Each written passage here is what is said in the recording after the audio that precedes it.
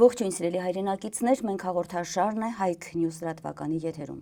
Հայաստանի Հանրապետության գործող իշխանությունը հունիսի 7-ի կեղծված ընտրություններից դուրս եկավ իր լեգիտիմությունը վերջնականապես կորցրած։ Եվ այն երկրները, Ադրբեջանը, Թուրքիան, Հավաքական Արևմուտքը, որոնք օգնեցին Փաշինյանին մնալ իշխանության, այսօր պահանջում են այդ օգնության գինը։ Ադրբեջանը եւ Թուրքիան վաղուց են ձևակերպել իրենց պահանջները Հայաստանից, կարճ ասած, դրանց իրականացումը կկանգնեցնի Հայաստանը պետականության ոչնչացման առաջ։ Արևմուտքն էլ օգնության իր գինն է պահանջում Փաշինյանից հեռանալ ռազմավարական դաշնակից գործընկերոջից, Ռուսաստանից, միանալ հակառուսական պատժամիջոցներին, վարկաբեկել եւ նաեւ կազմաքանդել Ռուսաստանի առաջնորդությամբ ստեղծված կառույցները ԵԱՏՄ-ն եւ ՀԱՊԿ-ը։ Ներկայացնեմ այսօրվա իմ հյուրին, հյուրս ռազմական փորձագետ Դավիթ Ջամալյանն է։ Շնորհակալ եմ, պարոն Ջամալյան, հրավերս ընդունելու համար։ Բարև ձեզ, ես եմ շնորհակալ։ Իդեպ, որպես մեր զրույցի սկիզբ եւ նաեւ տեղեկատվություն, տեղեկացնեմ, որ այսօր օրը դարձյալ բացվեց հերթական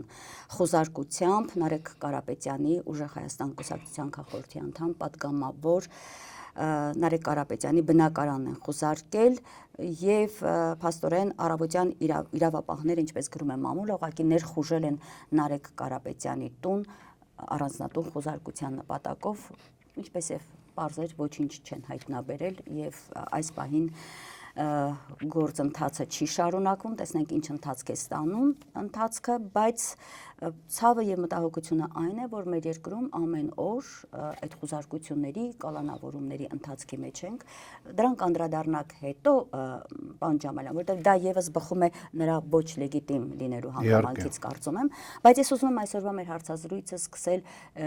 ԵԱՏՄ-ի հետ կապված նրա երեկվա հնչեցրած հետեւյալ հայտարարությամբ Հայաստանի դեմ տնտեսական սանկցիաների հետևանքով ԵԱՏՄ-ի ճակատագիրն է կասկածի տակ։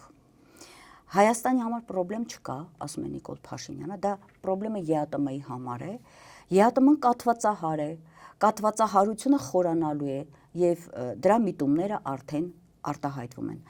Նման հայտարարություն է անում մի մարդ, ով ընդամենը օրեր առաջ իր նախաձեռնությամբ զանգահարել էր Ռուսաստանի Դաշնության նախագահ Պուտինին եւ խնդրել էր, որպեսզի ավարտվեն այդ սանկցիաները Հայաստանի դեմ եւ Հայաստանը կարողանա դարձյալ վերադառնալ ռուսական շուկա Հայաստանի արտադրանքը, Եվ այս անձնավորությունը արդեն հերվից հիմա Երևանից մոտ էթափ տալիս ԵԱՏՄ-ի հասցեին, թե դու կաթվածահար կառույց ես։ Եթե կաթվածահար է, հարց է առաջանում, ապա ինչու էր խնդրում Պուտինին նորից այդ կառույցի կազմում լինելով եւ այդ կառույցի օրենքներով առաջնորդվելով իրացնել հայկական արտադրանքը Ռուսաստանում։ Հիմա ես ուզում եմ այս հարցի հետ կապված մի փոքր ավելի խորքային ձեր վերլուծությունը լսել, պարոն Ջամալյան։ Ինչ նպատակ է իրականացնում, ինչ ծրագիր է իրականացնում Փաշինյանը, որովհետև արդեն վերլուծաբանները շեշտադրում են հետևյալը. գուցե նա իր տերերի արևմտյան կամ հարևան թշնամի պետությունների պարտադրանքով, թելադրանքով, պատվերով փորձում են ներսից կազմաքանդել ԵԱՏՄ-ն։ ՀԱՊԿ-ի հետ կապված է, գիտենք ինչ վիճակ է, անդամության սառեցման իրավիճակ։ Ինչ ծրագիր է այս մարդը իրականացնում Հայաստանի ձեռքով։ Խնդրեմ։ Իհարկե հիմա հանգամանալից կանրադառնամ, բայց մինչ այդ ուղղակի ուզում եմ հասկանալ ինչ տրամաբանությամբ մոտ 300,000 մարդ գնաց ու ընտրեց այս մարդուն։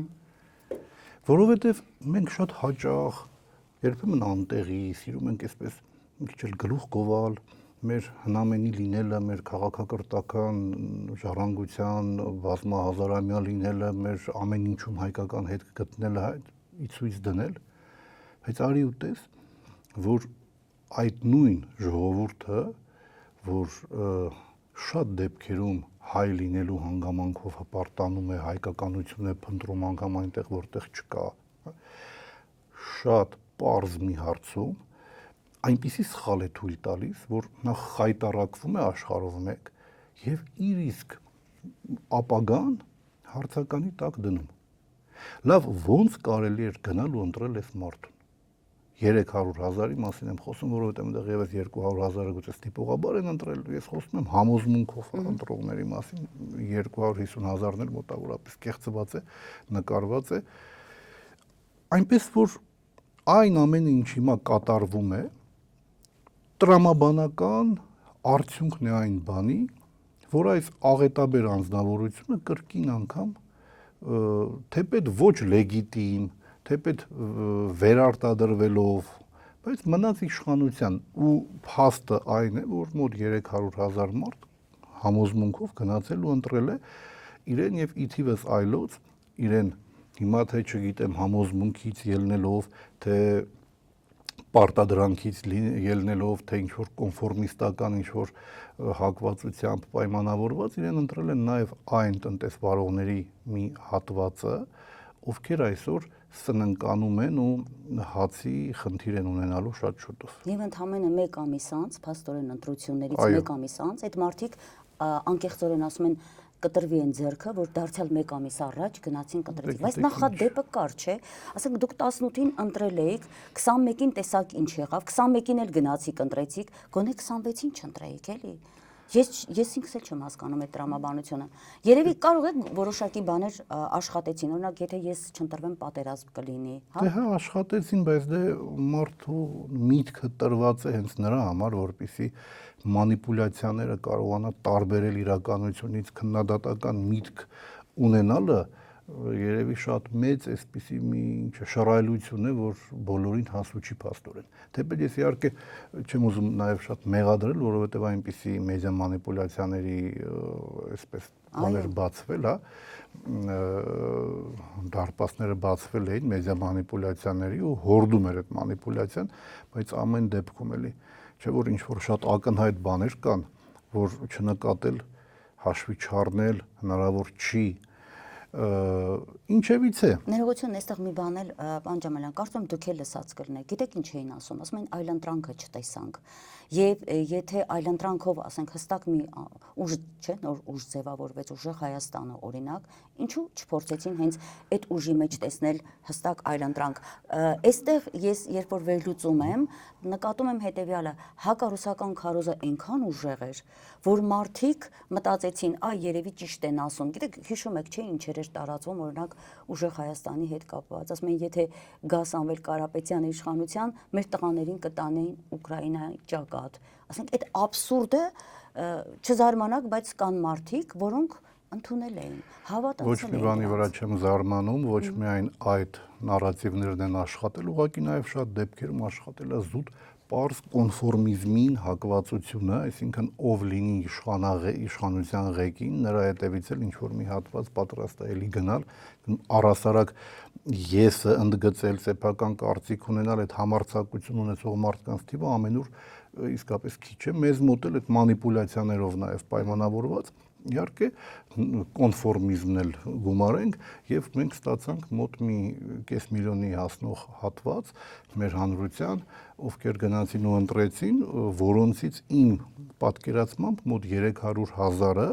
ընտրել է համոզմունքով, մոտ 200,000-ը արտադրանքով, չսիրելով գուցե ինչ-որ կախվածություններից, ինչ-որ վախերից ելնելով, իսկ այդ որ նոր ուժ չկար, իրենք չտեսան եւ այլն, սա ընդհանրապես իրենց կոնֆորմիզմը, իրենց վախերը ինչ-որ կերպ արդարացնելու շատ վատ, որում շատ այսպես էլի սնանկ միջոց է, ի սկզբանե սնանկ միջոց է, որովհետեւ ինչ, բայց այս ընտրություններին մենք ունեինք, ոչ միայն ունեինք այլընտրանք, մենք ունեինք կամ դեպի բառի բուն իմաստով զարգացման, լուսավոր ապագային ընտրելու հնարավորությունը, դեպի այդ ապագան գնալու հնարավորությունը, անվտանգ,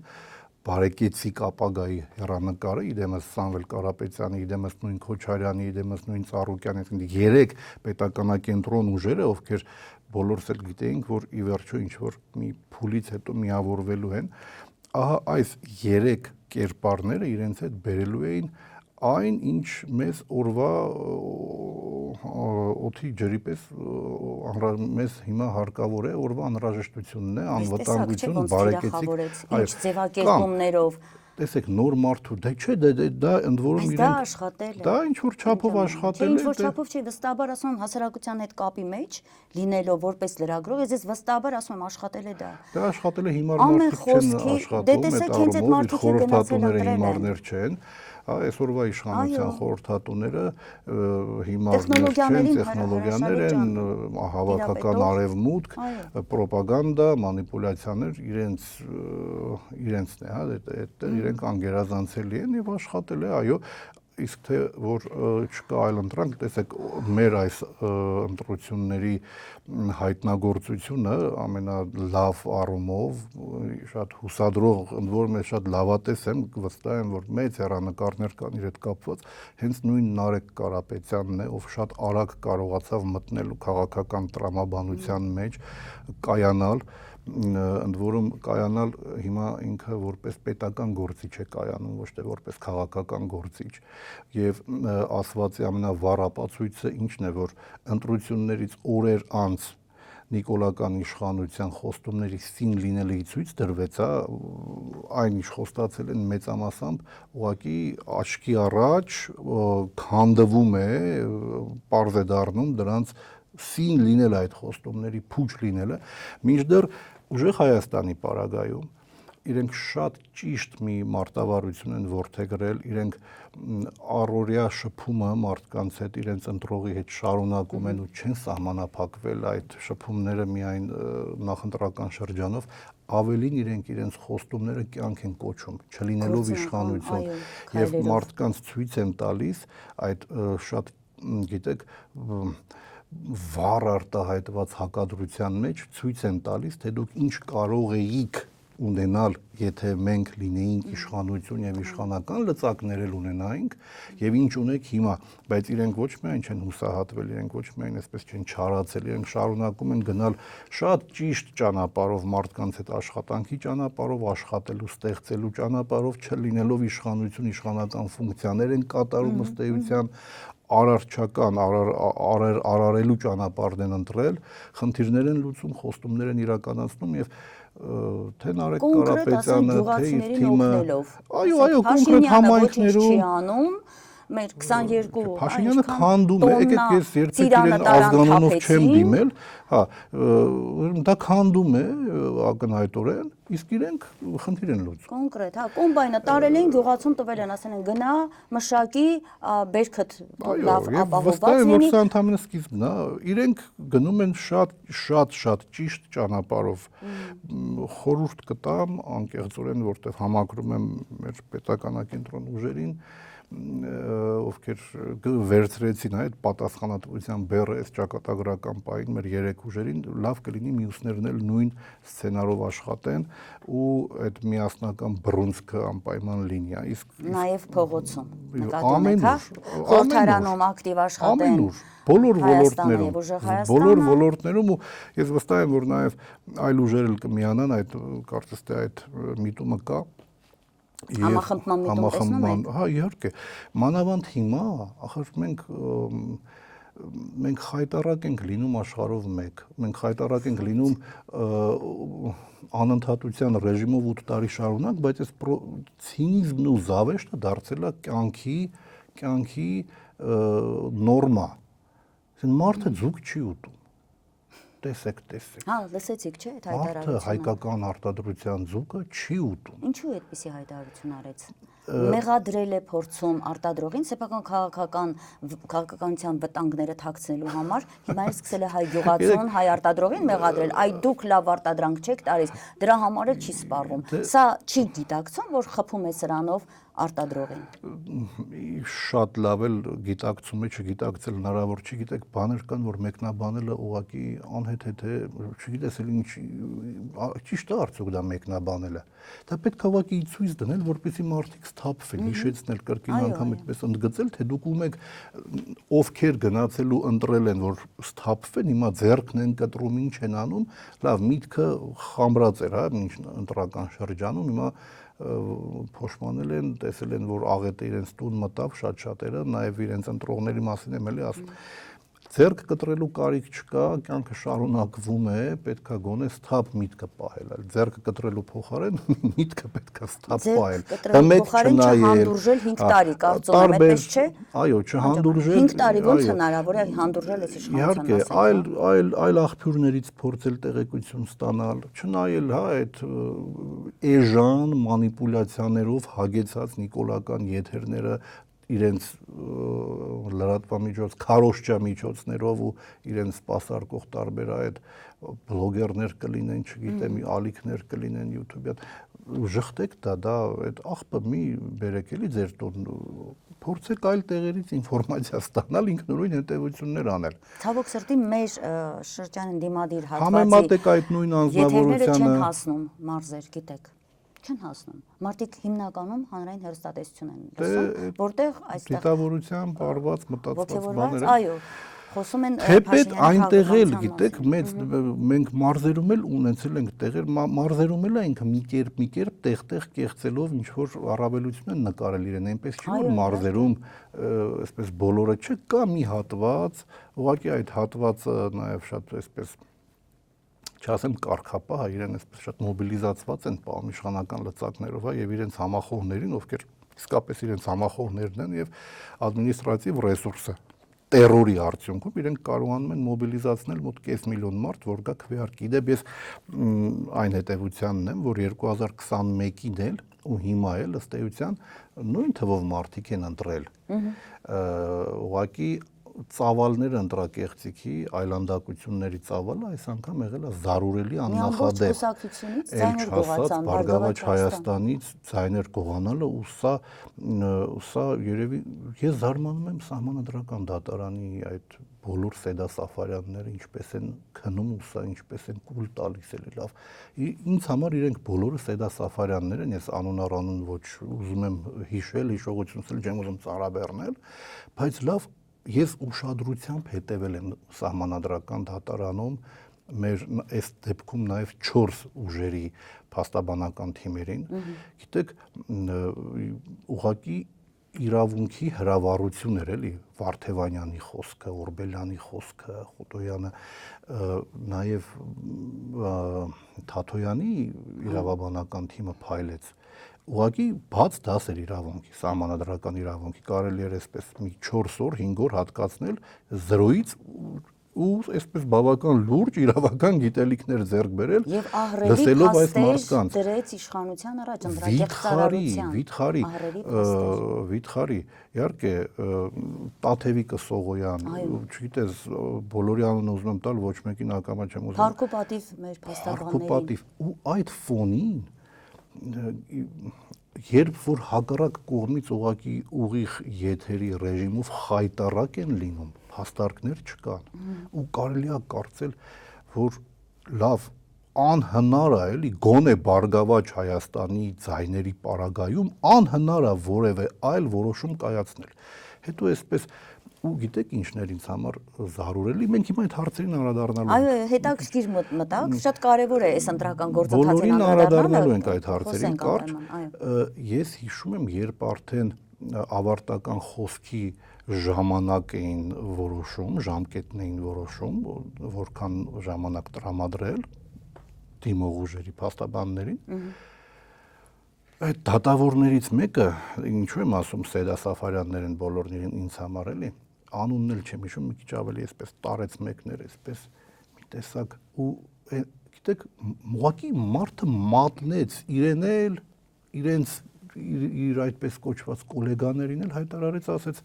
մոտավորապես եմ էլի ասում, ասեց մեկ է իրենց ելույթները մեր որոշումների վրա չեն ազդելու։ Եթերը ուղիղ տեսագրությունը կա համացանցում, կարելի է բացել նայել, մի ամիս առաջ ա եղել ընդամենը։ Իրենց խոսքը չի մոտավորապես այսպես էլի, որ իրենց խոսքը վճռորոշ չի լինելու իրենց որոշման կայացման վրա, փաստաբանների ավարտական խոսքը իրենց որոշման կայացման վրա վճռական չի լինելու։ Մի 20 րոպեն հերիքա ու այսպես ցուցադրական մուննաթով միկրոֆոնը այսպես թեքում է էլի իր մոտից։ Որոշումը կայացված էր, որովհետև ու մատնում է, որ իրենք այստեղ ոչինչ որոշող չեն։ Բան ջամանա, ներողություն եմ։ Ես ավելի շատ հարգում եմ Սեդա Սաֆարյանին այս իրավիճակում։ ով իր մաղձի մեջ, ով իր այդ ամբողջ դեստրուկտիվիզմի մեջ անկեղծ է, հիմա այդ մարդու պոզիցիան է դա, հա, ինքը այդպես գնում է։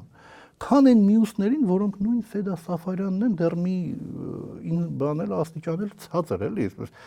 Սեդա Սաֆարյան լայց վիճակ է իրանց մոտ էլի, այսինքն ոնց թե փաստաբանների խոսքը ավարտական իրենց որոշման կայացման վրա չի ազդելու։ Ամբողջ թատերականացումը հիշում եք, որ Չէ, այստեղ հստակ պատվերը հիշում եք Ֆոնդերլայնը, որ եկավ Հայաստան, ինքը Սահմանադրական դատարանի դատավորներին հստակ պատվերը տվեց ու գնաց։ Փողն էլ հետը տվեցին որպես օգնություն հիբրիդային պատերազմի դեմ պայքարում։ Եվ իրենց աշխատավարձերն էլ ամիսներ առաջ, կարծեմ ընտրություններից առաջ բարձրացվել է։ Գիտեք, ամենասարսափելին հիմա որ երբեմն մարդիկ ասում են, դե հասկանալի է, փողը բարձրացրել են, չէ, դա հասկանալի չի, պետք է լինի, որովհետև եթե փողով է չափում պետության գոյության հարցը, Ալիևն էլ ավելի շատ փող կարա տա։ Հա, եւ տվել է Արցախի համար օրինակ հստակ ասվում է, որ տրվել է գումար։ Օրը կգա, փաստեր ունեն, կգա օրը երևի ավելի շատ ավելի զարուրելի մանրամասներ կիմանանք։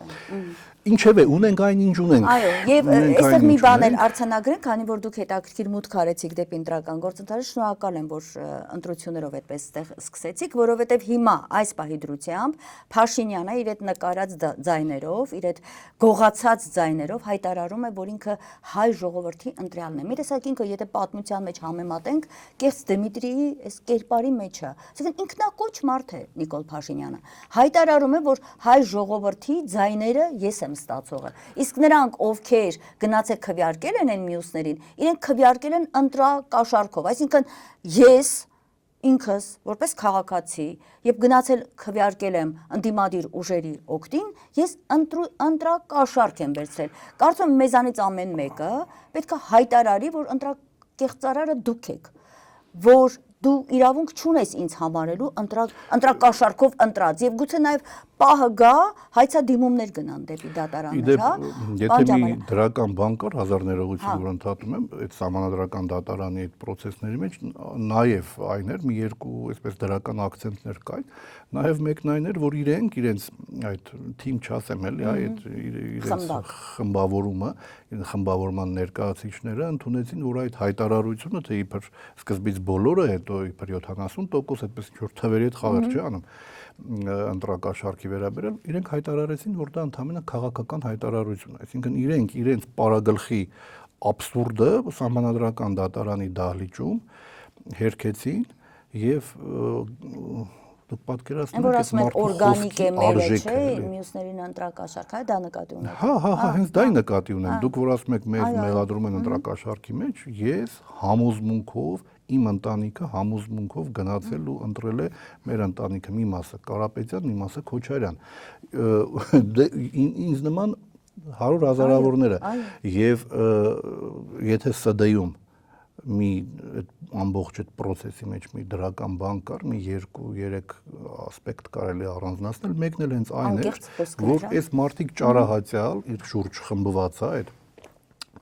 իրենց ներկայացուցիչները նիկոլական հայտարարեցին, որ դա ընդհանրապես քաղաքական հայտարարություն է եւ այդ կերպ հերքեցին իրենց պարագլխի բան Ջամանյան, այո, հիմա այստեղ խնդիրը որն է, ասելիքս հետեւյալն է, որ այս մարդը հանդես է գալիս իր բոլոր քայլերով հայ ժողովրդի անունից, հայ ժողովրդի անունից։ Բայց Արմինե ջան, բայց արդեն ոչ ոք իրեն ոչ ներսում է հավատում, ոչ էլ դրսում, ինչու եմ ասում, ոչ ոք իր տերերն էլ գիտեն, որ այդպես չի, ուղղակի ձևացնում են, թե իբր այդպես է։ Այս ընտրակեղծիքների մասշտաբը, զարորելիության աստիճանը բոլորն են տեսել։ Եվ եթե արդեն այսօր բազմաբևեռ աշխարհի մի մասը իդեմս Ռուսաստանի, Իրանի, Չինաստանի չի շնորհավորում, այսպես շատ սառն է, մի մասը հակառուսական, հակաչինական, հակաիրանական այդ հատվածը, հավաքական արևմուտք կոչեցյալը, իրեն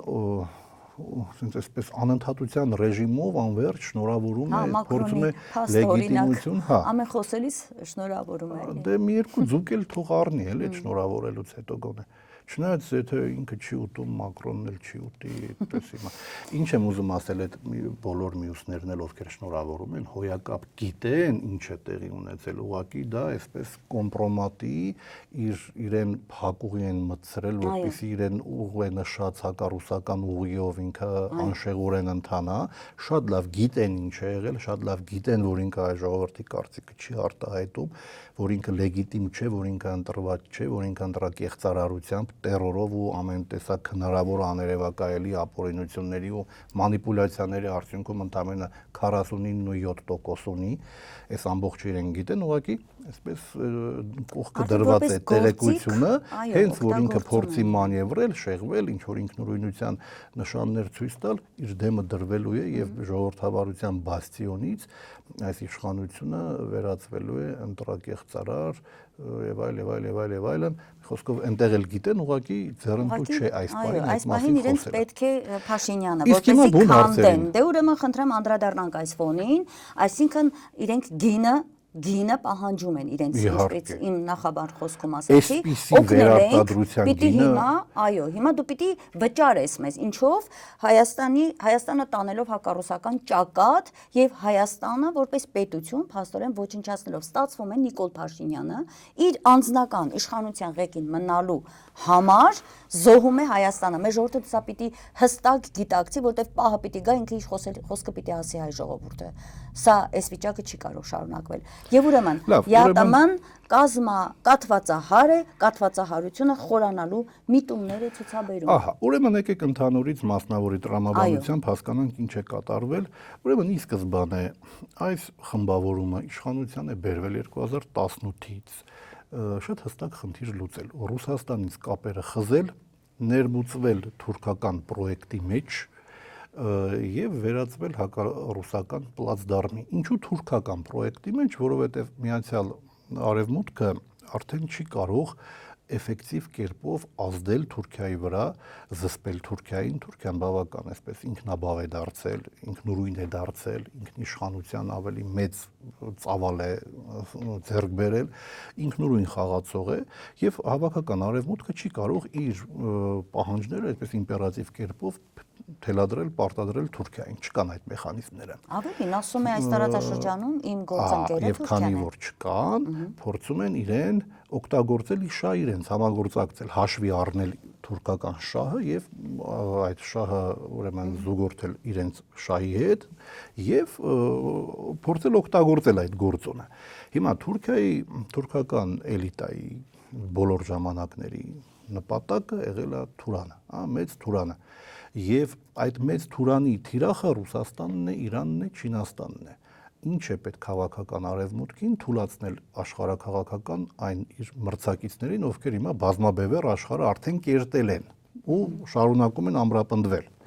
այդ բազմաբևեռ աշխարհում։ Ինչպես, որովհետև հավաքական Եվրոպայի, հավաքական արևմուտքի ռեսուրսները թեպետ բավականին մեծ են, բայց սահմանափակ են այդպիսի գլոբալ խնդիր լուծելու, իրենց մրցակիցներին ոչնչացնելու համար սահմանափակ են։ Եվ այստեղ առաջ է գալիս Թուրքիան,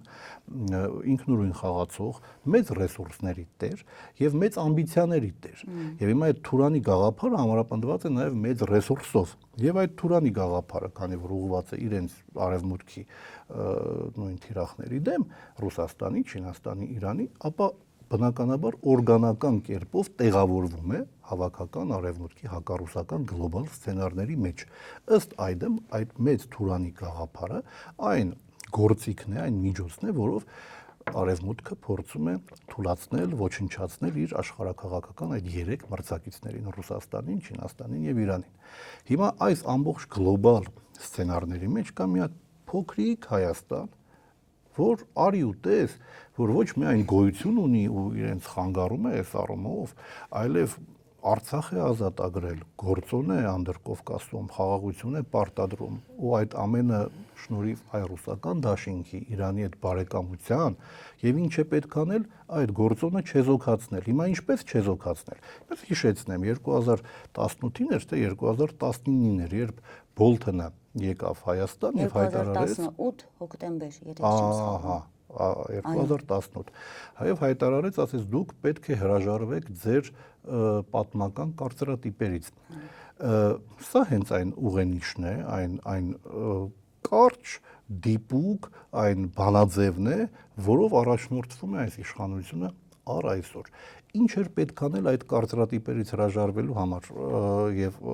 ինչ էր ենթադրում սա։ Այսինքն պետք էր Ռուսաստանից հեռանալ, ներմուծվել թուրանական պրոյեկտի մեջ, որովհետեւ այլ որևէ տեղ Հայաստանին հավաքական արևմուտքը չի տեսնում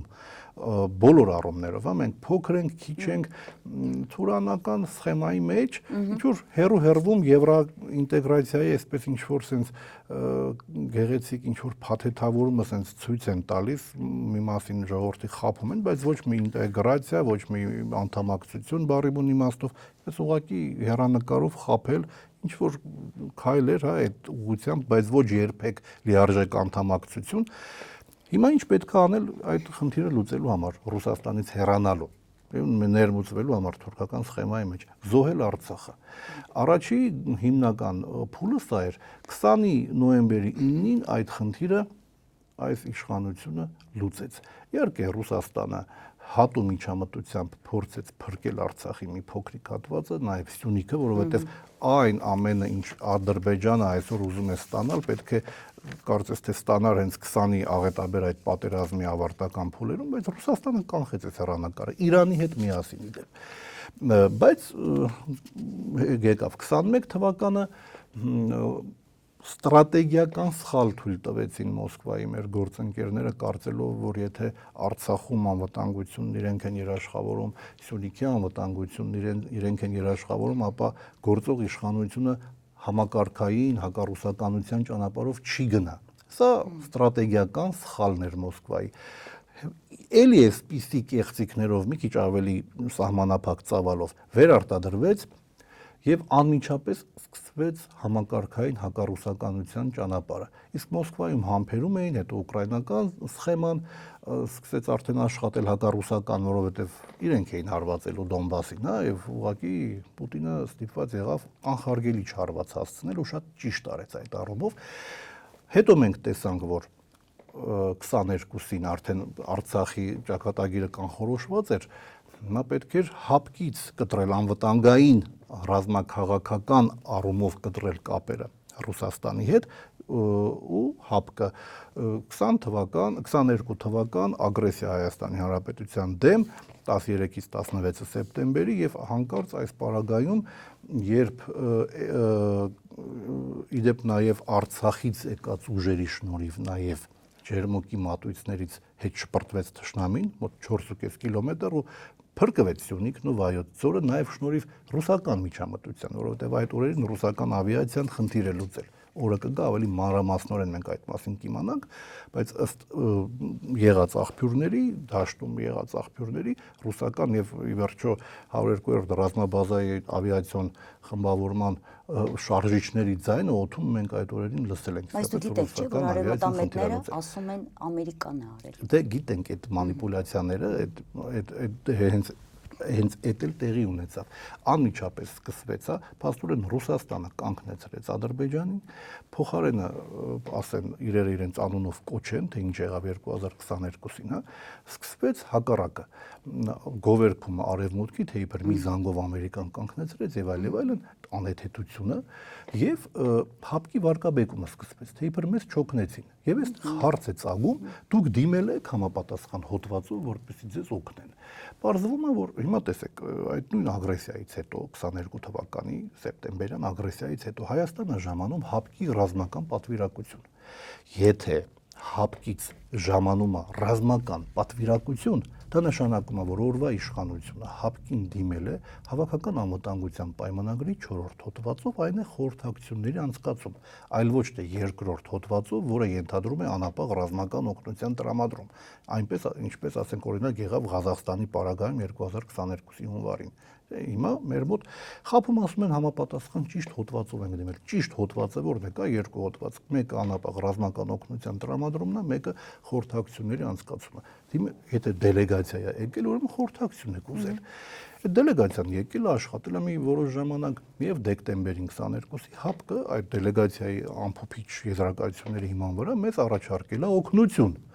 ռազմատեխնիկական օգնություն, այսինքն զենք զինամթերք, մատչելի գներով, նաեւ իբրև օգնություն, այսինքն ձրի, այդ մասին ՀԱՊԿ նախկին գլխավոր քարտուղարն է հայտարարել, սրանք հրաժարվել են ինչ պատրվակով, որ ՀԱՊԿ-ը չի ընդունում Ադրբեջանի ագրեսիայի փաստը, չի ճանաչում։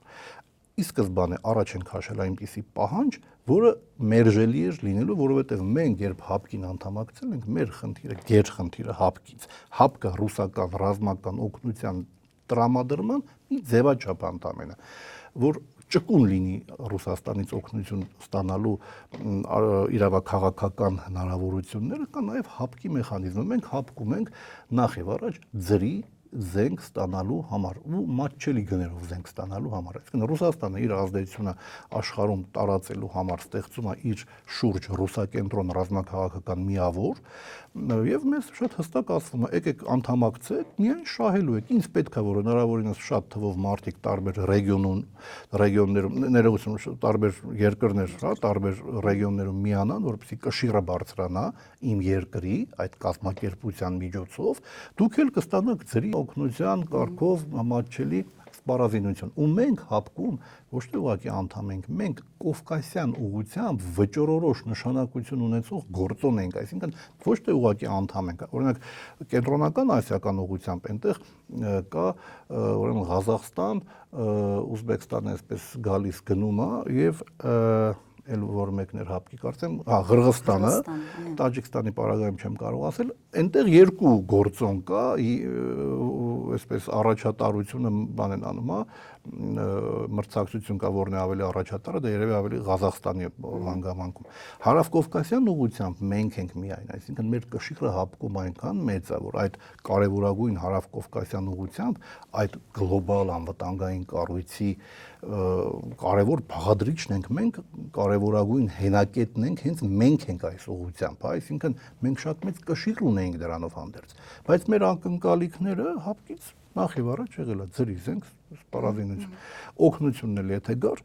ռազմական, հա, անձնակազմի զորքի տեսքով ռուսական զորքներ գալու, ոչ թե ղազախական, ղրղզական ու այնտեղ շատ ճկուն որոշումների կայացման մեխանիզմներ կան։ Այսինքն մենք չենք էլ ակնկալել, որ այս կառույցը քաղաքական գնահատականներ պետք է տա երբևէ Ադրբեջանին, այդպես չի կարող լինել, որովհետև հակասություններ կան ՀԱՊԿ-ում, հա, ՀԱՊԿ-ը իր այդ Ղազախստան, Ղրղստան, Ադրբեջանի հետ սեպարատ կապերի մեջ են, այդպեսի բան լինել չի կարող։ Մենք էլ դա իմանալով այդ պահանջը չենք դրել, որովհետև դա սկզբունքային էլ չի եղել մեզ համար, էլի, մեզ պետք է զենք էժան մատչելի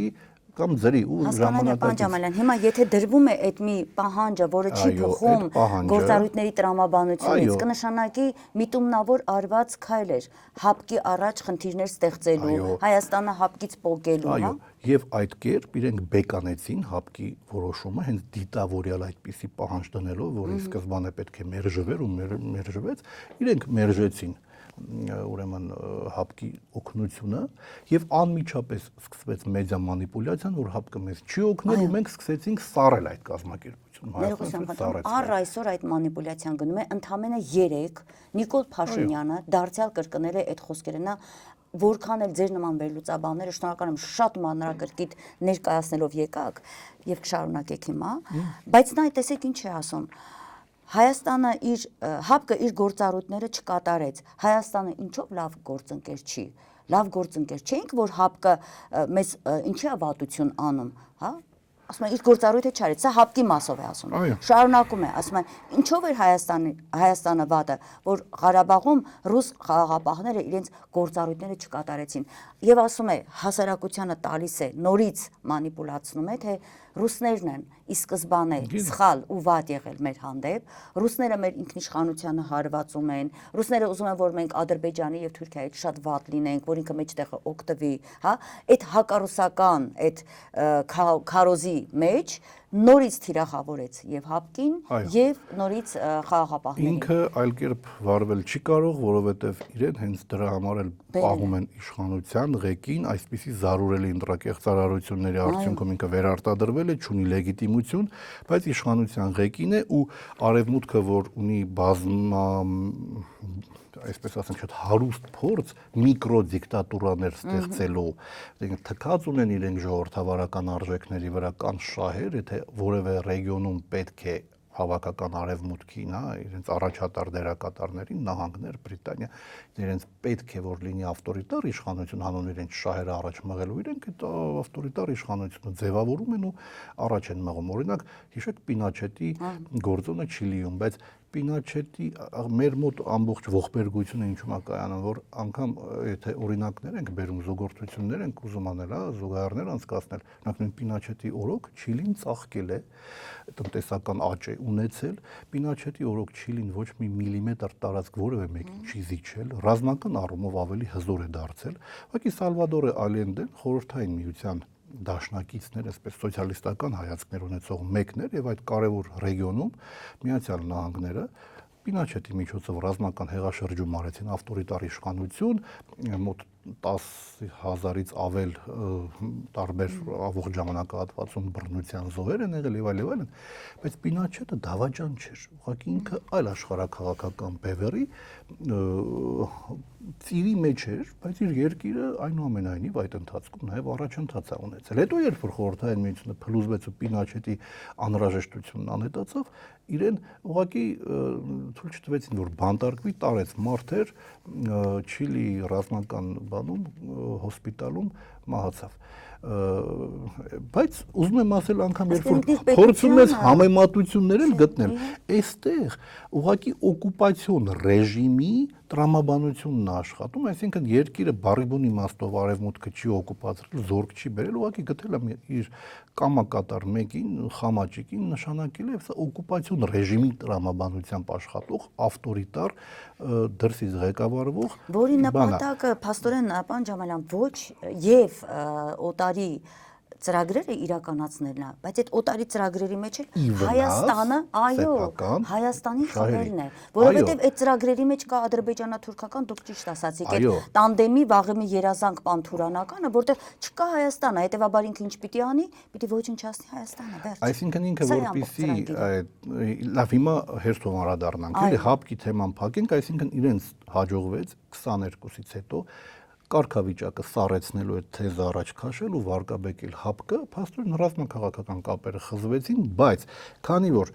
խախուտ էր իր իշխանության հիմքերը, ինքը այդպես լեգիտիմություն իրեն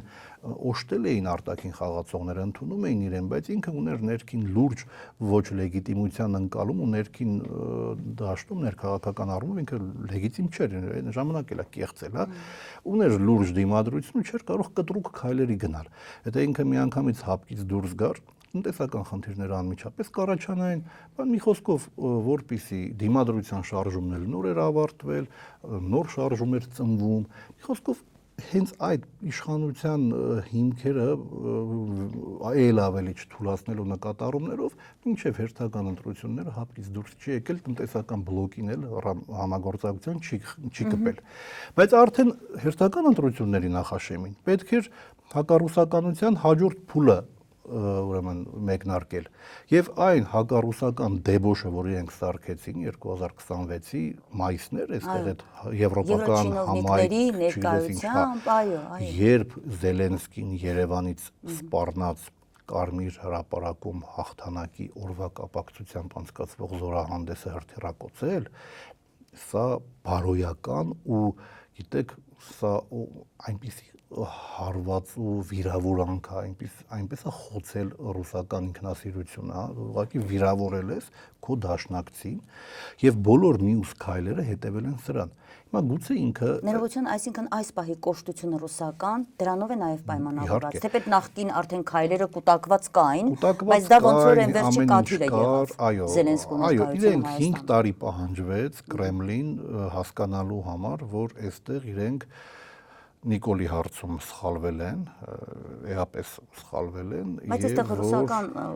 քաղաքականության մեծագույն բաց թողումը արդեն իհարկե ասացիք։ Ուղղակի այստեղ տարբեր հուսանքներ կան, պահեցին, էլի պատերազմից հետո հիշենք, չէ, Պուտինի խոսքերը, ասում էր դավաճան չէ, ինքը իր հայրենիքը սիրում է։ Դա գիտեք, այդ պահի համար ինչ կարևոր էր Փաշինյանի համար եւ որքան վտանգավոր էր Հայաստանի համար։ Կարևոր էր, խնդիրը ինչն է, ռուսները շատ ոսկերչական, այսպես նրբագեղությամբ են կառուցում իրենց արտաքին քաղաքականությունը։ Բոլոր որևէ պարագայում Պուտինը չի կարող ասել, որ Նիկոլ Փաշինյանը դավաճան, այդպես չի լինելու, հա, այդպես ուղղակի չի լինելու։ Այսինքն, եթե բանը հասնի ռազմական առճակատման, ինչպես ասենք Զելենսկու պարագայում ու Սաակաշվիլու պարագայում, գուցե այդ դեպքում որևէ արդեն կարմիր գիծ իրենք չպահեն, իրերը իրենց անունով կոչեն, բայց քանի բանը դրան չի ասել, իրենք դիվանագիտական էտիկետը պահում են ու այդպես չեն ասելու։ Բայց ներողություն, տպավորությունը մի բան նույնիսկ այնպեսին էր, կներեք, տարբեր քաղաքագետներ օրինակ ասում էին Պուտինի մարտն են Փաշինյանը։ Այնքան էր այդ համագործակցությունը թվացial, Փաշինյանը փաստորեն շատ հանճարեղ խաղում էր, հա, որտեվ տպավորությունը այնպեսին էր, որ նրանք անընդհատ ներում էին, այստեղից հնչող ցինիկ հայտարարություններին գրեթե չէին պատասխանում։ Դա ինչ քաղաքականություն է։ Չէ, տեսեք, խնդիրը ինչն էր, էլի։ Մինչև 20 թվականը պատերազմը կանխելու ուղղությամբ ռուսները արել են ամեն հնարավորը։ Պատերազմի ընթացքում, որպեսզի այդ պատերազմը մենք հաղթենք, սկզբնական փուլում արել են ամեն հնարավորը։ Որպեսզի պատերազմի արդյունքները այդ ողբերգական տեսքը չունենային, պատերազմի արդեն երկրորդ փուլում արվել են առաջարկություններ, որ գոնե մեղմ լինի, կորուստների ծավալը ավելի քիչ լինի, հա։ Երբ տեսել են, որ այստեղ նստած դավաճանը միտումնավոր կերպով բանակը ջարդելով հանձնում է Արցախը, վերջի պահին խաղապահները մտցնելով փրկել են Արցախի վերջին պատառիկը, այսինքն ըստ էության նաև իրենց ազդեցության վերջին պատառիկը Ադրբեջանում, Հայաստանում ու Վրաստանում, այդ ռեգիոնում, որտեղ Վրաստանում չկա, մնացել էր միայն Արցախի կենսունակությունը, հայոց պետականության կենսունակությունը պետք է Ռուսաստանին ու Իրանին, որովհետև մենք եթե չկանք, այստեղ իրենք չկան։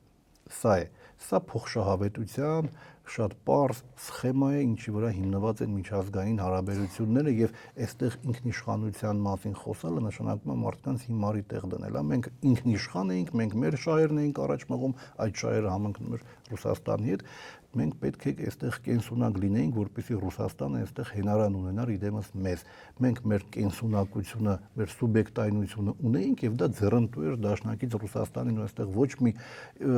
խնդրահարույց բան չկա։ Հիմա իրենք փորձեցին փրկել Արցախի վերջի պատառիկը ու Սյունիքը նաեւ։ Փորձեցին փրկել ու այդ ստատուս քվոն հաստատվեց արդեն կռվից հետո։ Եվ քանի որ ուկրաինական սցենարը անխուսափելի էր արդեն 20-ից հետո պարզ էր, որ կռիվը լինելու է։ Իրենց պետք էր այստեղ ամեն գնով կայունացնել իրավիճակը, ու կար նոյեմբերի 9-ի համատեղ հայտարարություն, այսինքն այսպես էր էլի խնդիրը։ Դուք ախր միայն մինչև այդ ասելը, որ ինքը դավաճան չէ, այլ բաներ են ասվել։ Մենք չպետք է турք տանք, էլի պրոնիկոլական կամ այսպես ուղղակի սխալ ընկալման արդյունքում հնչեցրած, ինչ որ գնահատականներին։ Չէ որ դրա զուգահեռ նաև երկու անգամ հենց Պուտինը եւ Մեդվեդևն էլ երկու անգամ այսպես հանդիմանական տոնայնությամբ հնչեցրել են, որ Հայաստանը չճանաչեց Ղարաբաղի անկախությունը կռվի ժամանակ, այդ առումով փաստորեն հիմք ստեղծեց կարծելու, որ Ղարաբաղը Ադրբեջանի մաս է, որտեղ դու չես ճանաչում Ղարաբաղի անկախությունը Ղարաբաղի դեմ ագրեսիայի պահին, ապա միջազգային իրավունքի դիրքերից ստացվում է դու նպաստում ես այն ընկալմանը, որ միջազգային իրավունքի դիրքերից դա Ադրբեջանի մաս է։ Այսինքն իրենք նաև այդ հասցեական այդ մեսեջները ուղարկել են մեր հանրությանը։ Ու որպեսզի այստեղ ամեն ինչ կայուն մնա, այդ պահին իրենց պետք էր նույն Նիկոլը, ով այդ երակողմ հայտարարության կողմերից մեկն էր։ Ու որպեսի մնա, որպեսի մնա, պետք է ինչ-որ մի հատ այսպես որոշակի լեգիտիմություն հաղորդվի եւ այդ նպատակահարմարությունից ելնելով այդ հայտարարությունները, որ դավաճան չէ եւ այլն արվել են։ Հիմա հայը, ռուսը հայից ավելի հայ չպետք է լինի, միանշանակ սխալ հաշվարկ։ Անկասկած սխալ, բայց լոգիկան հասկանանք ինչու արվեց, որովհետև 22-ի սկզբին արդեն ամբողջ այս խարդավանքը հակառուսական գծվում էր, այնտեղ պետք է Ղազախստանից էլ հարձակում լիներ Ռուսաստանի վրա, պետք է Ուկրաինայից հարձակում լիներ Դոնբասի ու Ռուսաստանի վրա, այստեղ պետք է հարձակում լիներ մեզ վրա Արցախի, մոռանանք, որ այդ պահի դրությամբ մենք անգամ գլխավոր շտաբի պետ չունեինք դեռևս 22-ի սկզբին։ Այս ասելյանին նշանակել են 22-ի մոտավորապես մայիսն էր թե հունիսն էր։ Եվ այսինքն իրենց պետք էր կայունացնել, անգամ որպեսզի այստեղ ամեն ինչ կայուն լինի, երկրորդ ճակատ որ չբացվի, պետք էր մի պահ ասենց թողնել։ Իրենք անգամ դաշնակցային պայմանագիր կնքեցին Ադրբեջանի հետ, ստիպեցին, Ալիևին կնքել դաշինք Ռուսաստանի հետ, որպեսզի դաշինքով կաշկանդեն Ալիևին երկրորդ ճակատ բացելուց իրենց դեմ։ Ալիևը գնաց դրան, բայց անմիջապես ստորագրելուց հետո Փարուխում խախտեց, Փարուխի հայտնի դեպքերում խախտեց այդ պայմանավորվածությունը, բայց ռուսները շատ կտրուկ արձագանքեցին, ավիացիա բարձրացավ Արցախի օդ, այստեղի 102-րդ ռազմաբազայից ինքնաթիռներ բարձրացան, հայտնի փաստը Փարուխի դեպքերի ժամանակ Ալիևը զսպվեց, հասկացավ, որ չէ, որտեղ ինքը նոր պատերազմի վերքերը նոր էր ապակինում ու չուներ այդ ռեսուրսը, երկրորդ ճակատի։ Ինչ եմ ուզում ասել, այո, սխալվել են, սխալի նպատակահարմարություն, այդպիսի դիրքորոշման նպատակահարմարությունը պայմանավորված էր մի բանով, Ռուսաստանը չուներ այն ռեսուրսը, որ մի քանի ճակատով պայքարեր արևմուտքի դեմ, բայց դրա հետևանքը Ռուսաստանը կորցնում է Հարավային Կովկասը, Հայաստանը եւ հիմա ավելի ամրացել է Նիկոլ Փաշինյանի դիրքերը, Արևմուտքի նկատի ունեմ օժանդակությամբ, թուրք-ադրբեջանական տանդեմի օժանդակությամբ, ներսում ոչ, ներսում նա թույլ է, նա լեգիտիմություն չունի, նա գողացած ձայներով շարունակում է մնալ։ Դրսում էլ չունի։ Չէ, բայց դրսի համար ինքը հիմա շատ պետք է, թրիփի հարց կա։ Չէ, ասեմ էլի 21-ի համեմատ, 21-ին ինքը բոլորին պետք էր։ Հիմա հերթով էլ անդրադառնանք կարճ 21-ին ինքը ավելի ուժեղ էր, քան 26-ին, 26-ին ինքը թուլացած է ոչ միայն ներքին պլանում, այլ արտաքին պլանում, արտաքին հարթությունում, որովհետև աշխարհի ուժային կենտրոնների կեսը իրեն չի ընդունում, այն մյուս կեսն էլ զարուրելի ընտրակեղծարարությամբ պայմանավորված իրեն ընդամենը ժամանակ է տալիս ու այսպես որպես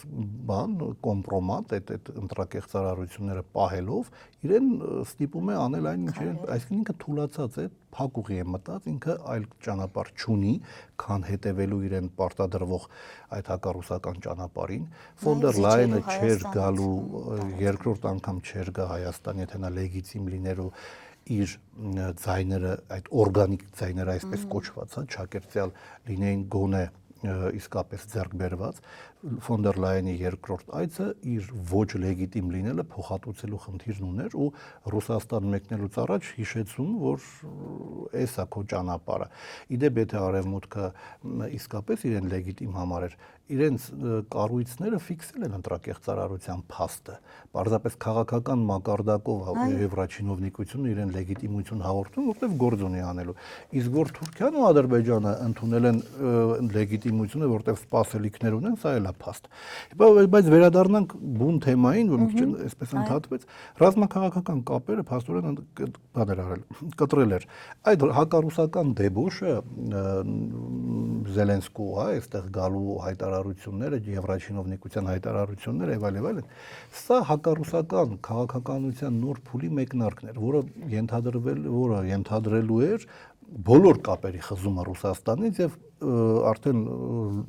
հակառուսական ավարտական փուլ մտնելու մեկնարկներ։ Գիտեր որ ինչ էլ անի, ոնց էլ անի, 1% էլ հավաքի արևմուտքը իրան պահելու է եւ դա գին ունի, այդ գին ինքը վճարեց այդ հակառուսական դեբոշը կազմակերպելով եւ հենց որ վերարտադրվեց, կարճեց իրեն էլ այդպիսի գնով ճանաչեցին իբրև լեգիտիմ իշխանություն իր տերերը արևմուտքում ինքը ճարահատյալ գնում է նույն ճանապարհով իրեն վերագրված ճանապարհով հակառուսական ճանապարհով տնտեսական կապերը խզելու ճանապարհով գնալով սրբելու է այո որովհետև տես չէր կարող չհասկանալ որ Զելենսկու գալը նման հայտարարություններ անելը հետևանքներ է ունենալու հայ-ռուսական հարաբերություններում։ Չէր կարող Նիկոլ Փաշինյանը այդ մասին չիմանալ, չհասկանալ։ Գնաց այդ քայլին, գնաց միտումնավոր։ ասում են մենք ինքնիշխան երկիր ենք, Չէ, դա կարող ենք դա ախմախության անել։ գագաթնալի, դու ինքնիշխան երկիր ես, կարող ես աշխարհին պատերազմ հայտարարել, դու ինքնիշխան երկիր ես, կարող ես քո ձկնարդյունաբերության հերը անիծել, դու ինքնիշխան երկիր ես, կարող ես ինչ ախմախություն ասես անել ու ասել ես ինքնիշխան երկիր եմ, այդ իր ընտրազանգվածի համար ասվող այդ շտամպները, մանիպուլյացիոն է թողնենք, ինչ եմ ուզում ասել, ինքը գնաց արդեն տնտեսական կապերը խզելու ճանապարհով այդ դեբոշը կազմակերպելով, հա, եւ ամենակարևորը այդ տպավորություն կարող է ստեղծվի, թե ինքը փորձում է իսկապես կարգավորել հարցերը Ռուսաստանի հետ, որպեսզի տնտեսվարողների խնդիրները լուծվեն։ Ասում է, չի, ամեն խոսքի ասում է բարեկամաբար լուծենք հարցերը։ Չէ, ինքը իմիտացիա է։ Ինքն է, պարոն Ջամալյան, հիմա մեր ժողովուրդը պիտի դա իմանա, ինքն է ստեղծել այս վիճակը, ոչ թե Ռուսաստանն է անում։ Այո, ինքը իմիտացիա է ստեղծում, թե իբր ուզում է լուծել այդ հարցերը։ Իրականում ինքը չի ուզում լուծել այդ հարցերը, որովհետև եթե ուզի հարց լուծել, ինքը չի գնալու բանակցելու մի տրամաբանությամբ, որն ի սկզբանե մերժելի է Ռուսաստանի համար։ Եթե դու ուզում ես Ռուսաստանի հետ առկա խնդիրները լուծես ու դրա համար հանդիպում ես խնդրում, դրա համար ուզում ես բանակցել, այդ բանակցությունների հիմքում դու չպետք է դնես այն թեզը, թե քանի դեռ հələ մենք Եվրոպայում չենք քո հետ համագործակցենք, հենց որ տեսնենք, որ այնտեղ մենք արդեն իրատեսական է մեր այնտեղ միանալը, մենք քո հետ կապերը կխզենք։ Դա նույնն է, թե միջանձնային հարաբերություններում մարդուն ասես դու ինձ հիմա պետք է ես քո հետ ընկերություն եմ անում, հենց իմ շահերը արդեն բավարարվեն, իմ խնդիրները լուծեմ, ես քեզ մի խոսքով հայտնի հասցեով եմ ուղարկելու, քո հետ ընկերություն չեմ անի։ Հարաբերություններ կհաստատվեն երկու հոգու միջև, եթե այդպիսի տրամաբանությամբ փորձես հարաբերվել։ Բայց Պուտինի կներեք առաջարկած այդ հանրաքվեին տեսակ չէ ոնց պատասխանեց։ Ասում է ձևավորված չի այլընտրանքը, արդար չի էլի մեզնից դուք այտենց բան եք ուզում։ Սպասեք ձևավորվեն, կամրանանք, հետո կանենք հանրաքվե։ Ռուսներն ասում են, որ մենք չենք ֆինանսավորելու ձեր ճանապարհը դեպի Եվրամիություն, այդ ճանապարհը փակուղի է տանում, Եվրամիությունն չի տանում։ Բայց հենց այդն ասում են, մենք չենք ֆինանսավորելու ձեր ընթացքը դեպի Եվրամիություն եւ ինքն էլ երկրորդ Միշուստինի հետ գնաց հանդիպեց այդ լոգիկայով Միշուստինի ապակե հայացքը մենակ հերիք էր, որ դեմ առնեմ չշնորհավորեցին, պահանջները դրեցին, որ ռուսական բիզնեսին չեք կպնում, եկավ, խնդրեց, աղաչեց ուղղակի ու այս նույն տրամաբանությամբ Պուտինի հետ հեռախոսով խոսեց, նայել իր պահանջները դրեց, ասեց դու հիմարի տեղ մեզ մի դիր, հա, եթե այդ լոգիկան հասկանանք, հա, ռուսական պատասխանի։ Ռուսաստանը աշխարհակարգը փոխում է սուրո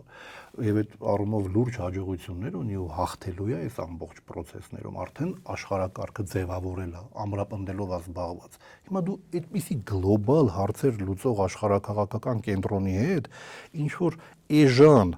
բաներով, հա, խորամանկություններով փորձում ես հարաբերվել, ընդ որում եթե ինքը այդպիսի տրամաբանությամբ է հարաբերվում Մոսկվայի, դա նշանակում է, որ ինքը չի ուզում որ այդ հարցերը լուծի։ Այո, բայց տպավորություն է ստեղծում, որ իբր թե ինքը անում է ընդհանրապես իմիտացիա ստեղծելու համար երկրի ներսում, թե տեսեք, ես գնացի, բայց հարաբերվեցի, փորձեցի լուծել, բայց դե իմ Պուտինը ասեց ոչ, բայց ես իմ արժանապատվությունը պահելով ասեցի, չէ, մենք դա ինքնիշխան ենք, մենք ուզում ենք այնտեղ ու քանի որ տեսեք մեղքը Մոսկվայի վրա գցելու համար արվող քայլեր են սրանք ու Մոսկվայում սա հասկանում են հանդիպում է Պուտինի հետ ոչ թե հարց լուծելու համար, այլ երկրի ներսում իմիտացիա ստեղծելու համար, որ ինքը փորձում է հարց լուծի, ռուսները վատն են։ Ու անմիջապես դրանից դուրս սկսվում է այն նույն լոգիկայով մանիպուլյացիան, ինչ հապկի պարագայում էր նույն սխեման է։ Հապկը տեսեք ինչ են ասում է հապկը չկա, չէ, հապկն է հեռանում, մենք չենք հեռանում, այլ նույն տրամաբանությամբ ԵԱՏՄ-ն կա, մինչև Պուտինի հետ, մինչև ԵԱՏՄ-ն որ դուրս գանք հանկարծ լրիվ է կործանվելու, կաթվածահարելիներու։ Մինչև Պուտինի հետ խոսալն ասեց ԵԱՏՄ-ն կա, դրանից անմիջապես հետո մեր ձկնարդյունաբերությունը էլ չկա, որտեղ անմիջապես դրանից սանկցիաներ մտցրեցին ձկնարդյունաբերողների դեմ։ Հիմա էլ երեք ասում են ԵԱՏՄ-ն կկործանվի, այդ խեղ կատակությունը, այդ զավեշտը, այդ ցինիզմը, դա ցինիզմ է, էլի, դա մարդկանց հիմարի տեղ դնելը եւ պետությունը լայն առումը ու պետականության քանդել։ Իրենք ամեն մեզ դիտող մարդիկ պետք է հասկանան, իրենք ամեն զոհողության պատրաստ են հանուն Ռուսաստանի հետ կապերը խզելուն, որովհետև նախ իրենք այդպես համոզված են, որ դա ամենալավագույն հեռանկարն է Հայաստանի համար, որ այդպես էլ պետք է լինի եւ ամենակարևորը իրենք իշխանության են բերված, իրենց հանդուրժում են այսպիսի զարուրելի ընտրակեղծարարությունների արդյունքում իշխանության մնալը արևմուտքում։ Մի բանի համար, որ իրենք գնան հակառուսական ճանապարհով, ոնց որ մեծ մի փակուղու մեջ են իրեն դրել, որ ինքը ուզի էլ հարաբերություններ կարգավորել Մոսկվայի հետ չի կարող, որովհետև Եվրամիությունն ու Ամերիկան իրեն դրել է մի փակուղու մեջ, ինքը մանևրելու տեղ էլ չունի։ Եվ այս իրավիճակում ինքն ընտրել այդ փակուղին, ընտրել է, այո, իր իշխանությունը հազարավոր խեղճ ու կրակ վիճակում, որովհետև ժողովրդի մի հատված կասում են, վայ, խեղճ Նիկոլն ինչ անի, հա, այսպես։ Մի ժամանակ խեղճ Նիկոլն ինչ անի, Արցախը գցում են գրպանը, խեղճ Նիկոլն ինչ անի, Պուտինն է ճնշում, հա, էլի, հիմա այդ ձուկ չի ուտում խեղճ Նիկոլը, լավը չեն ձկները հայկականի, չեք ուզում Պանջամալյան։ Ասենք Չինաստանի ղեկավարությունը սին, ասենք թե հայտարարի ասի, ես չինական էլեկտրոմոբիլներ չեմ քշում։ Հա, լավ է չեն իրենք։ Ես վաղուց դա ուղղակի իսկապես ղեկավար պետք է շահագրգռված լինի սեփական արտադրողի շուկան ընդլայնելու մեջ, նոր շուկաներ ձեռք բերելու մեջ։ Ես հիշում եմ Էրդողանը, որ նոր էր իշխանության եկել, ինչ որ խնդիր առաջացավ, ինչ որ վարակ տարածվեց, իրենց թռչնարդյունաբերական ձեռնարկությունները կորուստներ ունեցան, ուղիղ եթերում հավեր ուտում, եղել է այդպիսի էպիզոդ 2000-ականների կեսերին, ուղիղ եթերում հավեր ուտում ցույց տալու համար, որ ամեն ինչ նորմալ է։ Հիմա սա հղբացել է այն աստիճանի, որ մեր ձկնարդյունաբերողների արտադրած ձուկը չի ուտում։ Չի հղբացել է, քանդել է ուզում։ Ինքը քանդում է մեր տնտեսությունը, բոլորը, Թուրքիայի եւ Ադրբեջանի համար տեղ բացելով։ Միանշանակ։ Այստեղ իդեպ լավ հիշեցրեցի, դες հիմա քանի որ Արևմուտքը հանդուրժում է նաև այս ամբողջ հակառուսական սխեմայի մեջ թուրք-ադրբեջանական պահանջները մեզ։ Ու նաև էդ էլ է մեզնից պահանջում, էլի, եւ այն որ մենք պետք է մտնենք թուրքական սխեմայի մեջ, թուրանական սխեմայի մեջ, սա ենթադրում է մի բան, որ մենք այնպիսի կախվածություններ պետք է ունենանք այդ նույն Թուրքիայից ու Ադրբեջանից, քանի որ այդ ինքնին փաստը, որ մենք այդ բլոկի մեջ ենք խցկվում, հա, մեզ խցկում են թուրանական բլոկի մեջ, սա լրջագույն ներքին դիմադրություն է առաջացնում երկրում, ճնշող մեծամասնությունը այդ հեռանկարին դեմ է։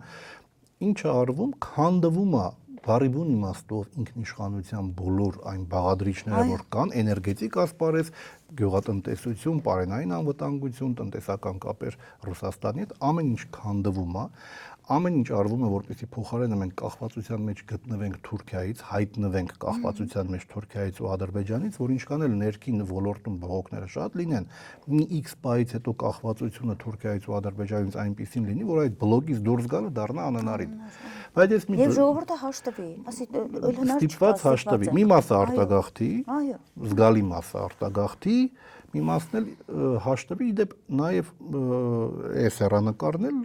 էլի գծված սխեմայի մեջ է, եվրա-թուրքական, այսպես ասենք։ Եվ այն, որ այս ամբողջ պրոցեսներից հետո շատ ու շատ արտադրողներ կարտագաղթեն Հայաստանից, դա էլ է իրանց համար նորմալ ու շահեկան, որտեղ ինչքան քիչ հայ մնա Հայաստանում, դիմադրության քիչ օջախներ լինեն, այնքան ավելի հեշտությամբ Հայաստանը հնարավոր կլինի խցկել թուրքական պրոյեկտի մեջ։ Բայց մի լավ բան էլ կա։ Հա, կա։ Որն է։ Լավ բանը կայանում է նրանում, որ ռուսները վերադառնում են իրենց նախկին ազդեցության ոլորտների սահմաններին։ Կարծում եք, այս խստությունը կոնկրետ հանրաքվեի հարցադրանքն ասենք, դա հենց այդ դաշտում պիտի ընդունել, հա։ Որպեսզի շատ մենախոսության չվերածվի, դուք հարցը տվեք, բայց ես այդ մտքին կարադառնամ։ Անպայման, ես խնդրում եմ դրան անդրադառնալ, որ ռուսների վերադարձը, որովհետև ռուսների վերադարձը ռեգիոն, ես համարում եմ լավ, բայց մի քիչ այսպես փոխաբերական իմաստով եմ ասում, էլի լավ բան։ Լայն առումով մեր պետականության կենսունակությունը,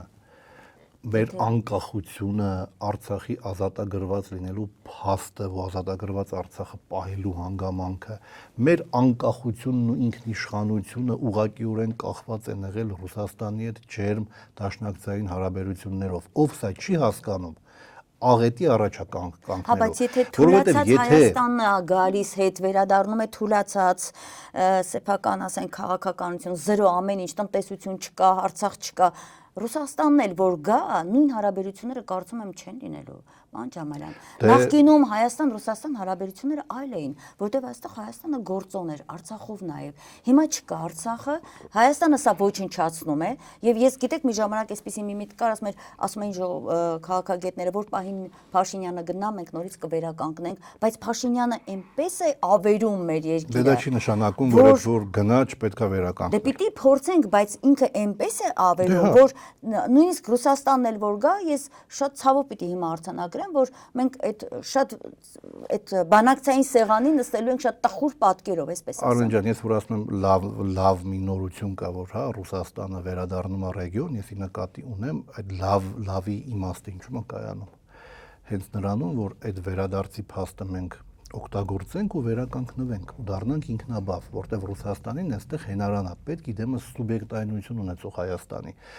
Ես չեմ ասում դառնալ Ռուսաստանի մաս, հա, ինչպես իրենք են։ Այո, դա իրենք շեշտում մանիպուլացնում, ասում գուբերնիա։ Ոչ, ուրեմն Հայաստանի անկախությունը, ինքնիշխանությունը, ազատագրված Արցախով հանդերձ առհասարակ մեր այս նախկինում 42,000 քառակուսի կիլոմետրով, հիմա 29 չգիտեմ ինչքան տվել, հետո կպարզենք, մեր արժանապատիվ գոյությունն ու պետականության կենսունակությունը իր ինքնիշխանությամբ հանդերձ պայմանավորված է եղել ու լինելու Ռուսաստանի հետ, այս պարագայում նաև հիմա Իրանի հետ ջերմ դաշնակցային հարաբերությունների հաստատմամբ։ Եթե չլիներ ռուսական շատ մատչելի գազը, էներգակիրները շատ մատչելի, մեր տնտեսությունը ուղղակի չէր կայանա, ինչ էլ ունեինք, չէինք ունենա։ Եթե մենք չունենայինք ատոմակայան, որը շատ մատչելի գներով սպասարկվում էր ու շատ հուսալիորեն դաշնակից Ռուսաստանի կողմից մենք չէինք ունենա էներգետիկ անկախություն ու տնտեսություն, որտեղ մեր էլեկտրաէներգիայի գինը, եթե քիչ է, տնտեսությունը զարգանալու շանս ունի։ Մենք չէինք գոյատևի ռեգիոնում, եթե մենք ռազմատեխնիկական համագործակցություն չունենայինք Ռուսաստանի հետ ու ձրի ու շատ մատչելի ժամանակակից սպառազինության անընդհատ մատակարարումներ չունենայինք, որում այդ մատակարարումները եղել են թե Արցախյան պատերազմի օրերին, առաջին ազատամարտի, թե հետո հիշենք Վազգեն Սարգսյանի ու Գրաչովի ջերմ հարաբերությունները, ինչի արդյունքում մեզ միլիարդների սպառազինություն հասավ, ինչի դեմ Գրաչովի դեմ գեներալ Ռոխլինը փորձում էր, հա, ինչ որ քննություն ստեղծել 90-ականներին, քննություն սկսել, իսկ մեզ հետո արդեն Քոչարյանի օրոք, երբ Պուտին-Քոչարյան հարաբերությունների բարեկամական լինելը մեր անվտանգությունը բերեցին որակապես նոր մակարդակի, հետո արդեն Սարգսյանի օրոք մենք երբ որ արդեն բավական լարված էր Ադրբեջանը որոշակի թափ էր հավաքել հայ-ռուսական դաշնակցային հարաբերությունները ավել նոր պայմանագրային բազան կնքվեց 11-ին էր, թե 11-ին կարծեմ, թե 12-ին էր 2000 արդյունքում մենք կայուն պարբերականությամբ սպառազինություններ էինք ստանում։ Եթե այդ ամենը չլիներ, մենք մեր ինքնիշխանությունից ի տառը կմնար։ Եթե հացահատիկի մատչելի գներով մատակարարումները չլինեին, մենք ուղղակի պարենային խնդիրներ կունենայինք։ Արցախը կար, Արցախում մենք պարենային անվտանգության խնդիր էինք լուծում, հացահատիկ էինք աճեցնում։ Մի խոսքով ինչ եմ ուզում ասել։ Հիմա էլ որ ռուսները վերադառնալու են ռեգիոն, հիմա 10 օր հետո, մի ամիս հետո, մի տարի հետո, բայց տեսանելի կարճաժամկետ, միջնաժամկետ հեռանկարում վերադառնալու են ռեգիոն։ Եվ այդ ժամանակ մենք այդ վերադարձի փաստը պետք է օգտագործենք ի շահ մեզ եւ փորձենք ու վստահ եմ, որ հաջողելու ենք վերականգնել մեր անվտանգային նկարագիրը, տնտեսական կապերն ենք վերականգնելու ու ավելին ասեմ, այս մեծ աշխարհաքաղաքական թոհուբոյի մեջ, եթե կողմնորոշվում ենք դեպի վերադարձող Ռուսաստան, դաշնակցային հարաբերությունները վերականգնում ենք, մենք նաև մեր տարածական կորուստների զգալի մասը կարող ենք հետ վերադարձնել, որովհետև Ռուսաստանի համար Արցախյան խաղակարգը փակված չի։ Հուսանք, որ այդպես կլինի, պարոն Ջամալյան։ Ես հատուկ ինչ եմ ուզում ընդգծել, հա, պոտենցիալ ռուսաֆոբների բերանը փակելու համար, այսպես ասենք։ Այն իրավապայմանագրային բազան, որ կա Ռուսաստանի հետ, այդ իրավապայմանագրային բազան դաշինքի ամբողջ ծավալով իրացված չի։ Այսինքն, երբ որ ես ասում եմ Ռուսաստանի վերադարձը պետք է ճիշտ օգտագործել, մենք առնվազն այն իրավապայմանագրային բազան, որ ունենք Ռուսաստանի հետ, դաշնակցային բոլոր ասպարեզներում ու բոլոր ձևաչափերով, ներառյալ ՀԱՊԿ, ԵԱՏՄ-ն, այդ ռեսուրսը իրավապայմանագրային բազայի ռեսուրսը լիարժեք իրացված չի։ Մենք միայն այդ ռեսուրսը եթե իրացնենք լիարժեքորեն, առանց որևէ նոր իրավապայմանագրային հիմք ստեղծելու, եղածը մենակ իրացնենք, մենք ոչ մեր ինքնիշխանության կորուստ կունենանք, ոչ ավելի փոքրանա, կնվազի մեր ինքնիշխանության ծավալը, ընդհակառակը կավելանա, եւ մենք այդ իրավապայմանագրային բազան պետք է օգտագործենք վերադարձող Ռուսաստանի հետ դաշինքը լիարժեք վերականգնենք, որպեսզի մեր ինքնաբավությունը բոլոր ասպարեզներում ամրապնդենք, որովհետեւ միայն ինքնաբավությունը տարբեր ասպարեզներում մեզ կբերի ինքնիշխանության հիմքը ինքնաբավությունն է, որքան ինքնաբավ ես անվտանգության, տնտեսության, բոլոր ասպարեզներում, այնքան ավելի ինքնիշխան ես։ Հիմա մեզ պետք է Ռուսաստանի վերադարձը ճիշտ պահին զգալ, օգտագործել, վերստեղծել մեր դաշնակցային հարաբերությունները, բերել նոր մակարդակի եղած իրավապայմանագրային բազայի շրջանակներում եւ ոչ միայն վերականգնվել, մեր ինքնաբավությունը վերստեղծել, այո, վերականգնվել։ Շատ լավ։ Սա շատ իրատեսական է։ Տեսնենք ինչպես կլինի, ժամանակը պետք է, չգիտեմ, դա աստված որ լինի այդպես, չլինի դա մեր միայն երազանքը, որտեղ իրավիճակները շատ տարբեր են։ Ամենավատ սցենարն էլ կա, երբ որ այս ամբողջը երկար է շարունակվում ու մենք կանգնում ենք գոյաբանական խնդրի առաջ, այն որ նոր ցեղասպանության առաջ, ինչպես Արցախում էր, հա։ Ռուսները ուղղակի մեղադրում են, չկարողացան պահել Արցախը, բայց գոնե փրկեցին Արցախահայությանը ցեղասպանությունից, իրենց անվտանգ էվակուացիան գոնե կարողացան ապահովել։ Հիմա եթե բանը հասնի նրան, որ մենք կանգնենք ոչ թե պետություն պահելով, այլ գոյություն ունենալու այդ գոյաբանական խնդրի առաջ,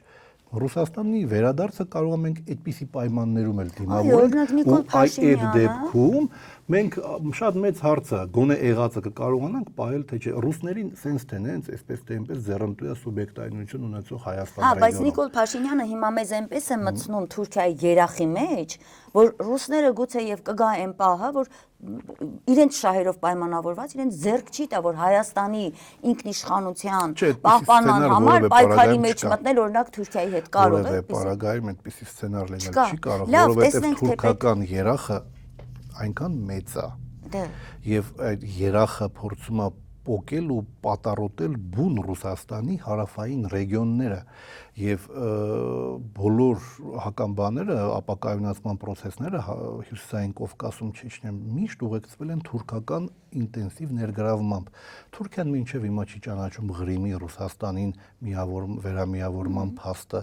Թուրքիան ընդամենը այսպես բարեկամություն է խաղում, որտեղ տնտեսական հարցերում իրեն ձեռնտու է ինչ հարաբերություններ Ռուսաստանի հետ պահպանելը եւ այլն, բայց Ռուսաստանում միամիտ չեն, շատ լավ ամեն ինչ հասկանում են, ուղղակի ժամանակը դեռ չի հասել։ Ու մեզ այդ երախից պոկելու բերելու սցենար ամենավատ սցենարն է, որի պարագայում իրենք իհարկե էլի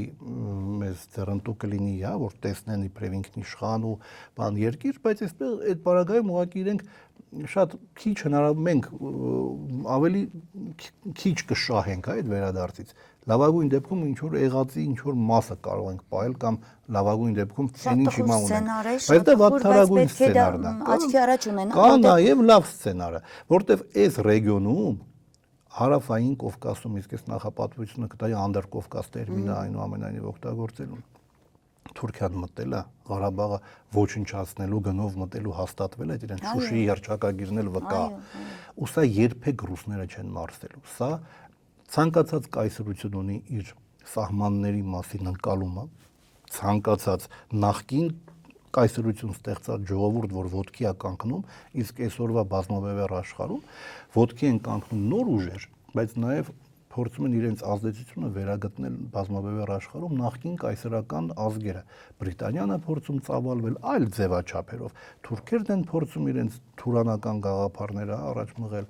Ամերիկան է փորձում հարավային Ամերիկայում ազդեցությունը բանանել, ամրապնդել Մադուրոին գողանալու օրինակով օրինակ։ Նա ռուսներն էլ ունեն։ Ռուսական իրենց բնական սահմանները 45 թվականից հետո Պոցդամյան սահմաններն են։ մինչև այդտեղ իրենք գալու են, հա, ինչ որ փոքրիկ վերապահումներով արևմուտքում, որտեղ Մերձբալթյան հատվածը եւ Ուկրաինայի արևմուտքը իրենք հասկանում են, որ իրենց դեմ տրամադրված ռեգիոններ են, իրենք այսպես տեղ կարող են ինչ որ վերապահումներ անեն, բայց այստեղ հարավային Կովկասում իրենք կոմպրոմիսների տեղ չունեն, որովհետեւ այստեղ իրենք այդ սահմանները համարում են իրենցը։ Մենք էլ հենց այդ սահմանին գտնվող դաշնակցային երկիր ենք։ Դրա համար Թուրքին այստեղից վանելը վաղ թե ուշ իրենք անելու են։ Թուրքիային հարավային Անդրկովկասից վանելը ռուսական արտաքին քաղաքականության գլխավոր ուղղություններից մեկն է լինելու։ Բայց կարճ պատասխանով, կարծում եք դրա համար Հայաստանի համար կամ այս հատվածի համար նա կգնա արճակատման հզորացող Թուրքիայի համար կգնա իսկ պատերազմ նոր կբացի, իհարկե ոչ։ Չէ, պատերազմի անուն ես չտվեցի։ Չէ, նկատի ունեմ արճակատում ամեն դեպքում։ Դե հիմա տեսեք։ Թուրքը ունի այսպիսի բնավորություն, քաղաքականություն, որտեղ մտավ իր զորքը, իր զինվորի ոտքը, ինքը դուրս չի գալիս։ Արյան պետուց գալիս։ Հայաստանի համար չի անելու, իր համար է։ Իր համար, հա, Ռուսաստանը հենց այդ է ասում, իր շահերի համար կարող է նույնիսկ դա անել։ Այո։ Լավ, կապրենք կտեսնենք դա Ռուսաստանին հիմա ստիպում են ավելի մեծ ծավալի ռազմական ներգործություն ունենալ Ուկրաինայում, հա։ Եվրոպան, ՆԱՏՕ-ն պատրաստվում է ակներևաբար 3-րդ համաշխարհայինին։ Պատրաստվում են նաև Ռուսաստանին սատարող ուժերը, Ռուսաստանը եւ այնպիսի սցենարներ կարող են լինել։ Նախ Ռուսաստանը այստեղից դեռևս լիովին հետ մղված չի 102-րդ ռազմաբազան, այ հիմա դրա մասին եմ ուզում, եթե դուք կարծեմ, իրենք դեռ բոլոր հենարանները ռեգիոնում չեն կորցրել, հա, դեռ 102-րդ բազան կա։ Վաղ թե ուշ, այս սենց որ շարունակվի, եթե Նիկոլի իշխանությունը մնա մի տարի, 2 տարի հետո, այդ հարցը դրվելու է, բայց քանի իրենք վերադառնալու են, դեռևս իրենք այստեղ որոշակի ազդեցության բաներ ունեն, չունենանել ստեղծելու են, գալու են, որովհետև սա իրենցն է, իրենց համար են գալու։ Մենք էլ որ խելք ունենանք, որտեղ միջազգային հարաբերություններում ռոմանտիզմ չկա, այնպես չի որ մենք պետք է նեղանանք, ասենք, ինչ վատն ես դու Ռուսաստան, դու մեր համար չես գալիս ռեգիոն, դու քո համար ես գալիս։ Միջպետական հարաբերություններում այդպիսի սենտիմենտալ բաներ չկան։ Բայց էլ ինձ դա նկատի ունենալով ու տեսնելով այդ վերադարձյան խուսափելիությունը, ինքը հիմա արդեն վերադառնում է։ Այս բոլոր սանկցիա, այս ամբողջը, ինչ հիմա մենք տեսնում ենք նիկոլական այս զավթած իշխանության հետ, ինչ իրենք անում են, սա իրենց վերադարձի մեկնարկն է։ Գալու են իրենք։ Շատ լավ, պարոն Ջամալյան, մենք էլ խելք ունենանք օգտագործենք։ Տեսեք, նախ ուզում շատ արագ հիշեցնել, Ռուսաստանի արտաքին հետախուզության ծառայությունը հստակ ասել է, որ կանխատեսել է, թե ինչ կկատարվի Հայաստանի հետ, եթե դուրս գա ԵԱՏՄ-ից, պարզ ասել է, հա, իդեպ շեշտ հետևյալն է, ես ուզում եմ մեջ բերել, եվրոպական բազմաթիվ երկրներ արդեն ազդակներ են փոխանցել ԵՄ ղեկավարությանը, որ պատրաստ չեն իրենց շուկաները բացել Հայաստանի ապրանքների համար, ի վնաս սեփական արտադրողների, ռուսական հետախուզության հաղորդագրության մեջ ենք կարդում, սրան շատ անտարբեր, հա, ինչպես? Ակներևի, որ այդպես է լինելու էր։ Այո, բայց երեք Փաշինյան այսպես արհամարանքով սրան վերաբերվեց եւ ես հիշեցի ճիշտ ասած 44 օրյա պատերազմից առաջ հիշում եք դարձյալ ռուսական հետախուզական, եթե ես չեմ սխալվում, ծառայություններ տեղեկատվություն հստակ տվել, որ պատերազմ է սպասվում եւ ասում են, որ այդ պահին Փաշինյանը այդ փաստաթուղթը ուղղակի ճղել եւ գցել է աղբար կղը, ինչպես եւ կպատրի եւ երևի աղբար կղը կգցի այս փաստաթուղթը։ Իրեն պետք էր այդ պատերազմը, որովհետեւ Արցախն այլ կերպ Ադրբեջանին հանձնելու սցենար չէր կարող լինել, ինքը հայրենասիրական լոզունգներով եկած չէր կարող հենց այնպես Արցախը հանձնել։ Այո, դա պլանավորված պատերազմ էր։ Դա մեկ օր գուցե առանձին շատ մանրակրկիտ կարելի է 44 օրյա պատերազմը վերլուծել։ Դրա ամենավառ վկայությունն այն է, որ ինքը հրաժարվել է այդ պատերազմի տարբեր փուլերում, տարբեր շատ գրավիչ առաջարկություններ ընդունելուց, որոնց արդյունքում կարելի էր փրկել շատ բան։ Շատ է, պարոն Ջամալյան, բայց ես ուզում եմ այդ սցենարը կործանման քեզ ձեռնտու են չմասն է խոսքը։ Հիմա ուզում եմ հետևյալին անդրադառնալ, դուք ձեր խոսքում նաև վերջին հատվածում ասացիք, որ Ռուսաստանը այստեղ դեռ շատ բան չի կորցրել, եւ նաև մինչ այդ էլ կարելի ասել շատ խորքային վերլուծեցիք, թե ինչ պայմանագրեր են ստորագրվել Հայաստան-Ռուսաստան, ինչքան խորքային է եղել մեր համագործակցությունը անկախության փուլից սկսած։ Հիմա տեսեք ինչ են ասում հակառուսները կամ արևմտամետները, ասում են Հայաստանը պետք է անկախությունից հետո բոլոր պայմանագրերի վերանայման հարց դնի, ոչ թե վերացման, այլ վերանայման, բայց վերանայումը ենթադրում է արդեն սեփական ուրիշ մոտեցումների շարադրում եւ ահա թե ինչ են ասում, երկաթուղին Իրան-Հայաստան գազատարի ռուսական պատկանելության հարցը պիտի բարձրացվի։ Առաջնային են համարում հենց այսօր եւ այդ 102-րդ ռազմաբազայի հերացում ռուս սահմանապահները պետք է ամբողջությամբ դուրս գան Հայաստանից եւ արդեն գտնում են, որ ժամանակն է մտնեն։ Այո, գտնում են, որ 102-րդ ռազմաբազայի հերացման պահը արդեն այս պահն է, այսօր է։ Եվ Գազպրոմի հետ պայմանագրի համաձայնագրի հետ կապված եւ այլն եւ այլն։ Այսինքն այն փաթեթը, ինչ դուք քիչ առաջ շատ մանրակրկիտ վերլուծում եք եւ ցույց եք տալիս հայ-ռուսական հարաբերությունների այդ ամուր կապը, իրենք հենց դա են ուզում ոչնչացնել։ 102-րդ ռազմաբազա, դուք կարծում եք, որ այնուհանդերձ Նիկոլ Փաշինյանը այս մեծ փաթեթով, սա իդեպ ասում եմ եթերով հնչած հակառուսներից մեկի խոսքն է։ Դուք կարծում եք, որ նա կգնա սրան, գնալու է, պահանջը դա է իրար չեք դրված։ Նախ մեր հանդիսատեսը, մեզ լսող մեր հայրենակիցը պետք է մի բան շատ լավ հասկանա։ Անունը մի տվեք, ով է այդ զառանցանքի հեղինակը։ Ես ասում եմ հակառուս մեկը, բայց իրենք ամբողջությամբ Փաշինյանի շրջապատում մարդիկ են։ են։ Լավ, իրենց բոլորին, հա, այդ հակառուսներին, եկեք հայտնի ազգանունով մեկի վերջավորությամբ պայմանականորեն անվանենք քունց։ Մեկը կա, չէ, հայտնի հակառուս, ազգանունի վերջը վերջանում է այդպես։ Հիմա այդ բոլորին եկեք միավորենք, որ ինչպես սահմանադրական դատարանում բոլորը Սեդա Սաֆարյաններ են, ինչպես ազգային ժողովում բոլորը լուլուներ են, հիմա այդ բոլոր Գեգամ Նազարյանների դեպ, հա, դա չմոռանաք, դա տեսակ դառնում արդեն մեզանում ցավալի։ Լավ, անցենք դա։ լուլուի մի քիչ ավելի այսպես ստորին շեմերում գտնվող յենթա լուլու այդպես անվանենք լավ։ Հիմա այդ բոլորին եկեք այդ բոլոր հակառուսներին անվանենք այդ հայտնի հակառուսի ազգանվան վերջավորությամբ, քունց։ Հիմա մեր բոլոր բոլոր ովքեր մեզ նայում են, պետք է բան լավ հասկանան։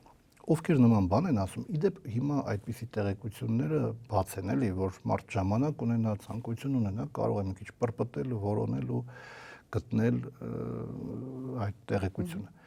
Այդ բոլոր քունցերի հետ կենսագրության մեջ կա ֆինանսական հետք։ Բոլորի գործնեության հիմքը, որ ուսումնասիրես, բոլորի գործնեությունը, որ ուսումնասիրես, կտեսնես շատ հստակ ֆինանսական հետք, շատ հստակ ֆինանսական կապ, իսկ տվյալ դեպքում կախվածություն ամեն տեսակ, սորոսական ֆոնդերից, ամեն տեսակ, ամերիկյան ֆոնդերից, եվրոպական ֆոնդերից, այսինքն կա գումար, որը այսպես հեղեղով գալիս է, այսպես է, գալիս ամեն տեսակ այդ քունցերին, գալիս ամեն մեկին իր ծավալով, իր չափով գալիս եւ այդ գումարը պետք է իրացնել։ Ինչպես իրացնել, գալ եթեր, որը այնպիսի եթեր, որը էլի սնուցվում է այդպիսի միջոցներով, հա, եվրոպա-ամերիկյան, նաեւ թուրքական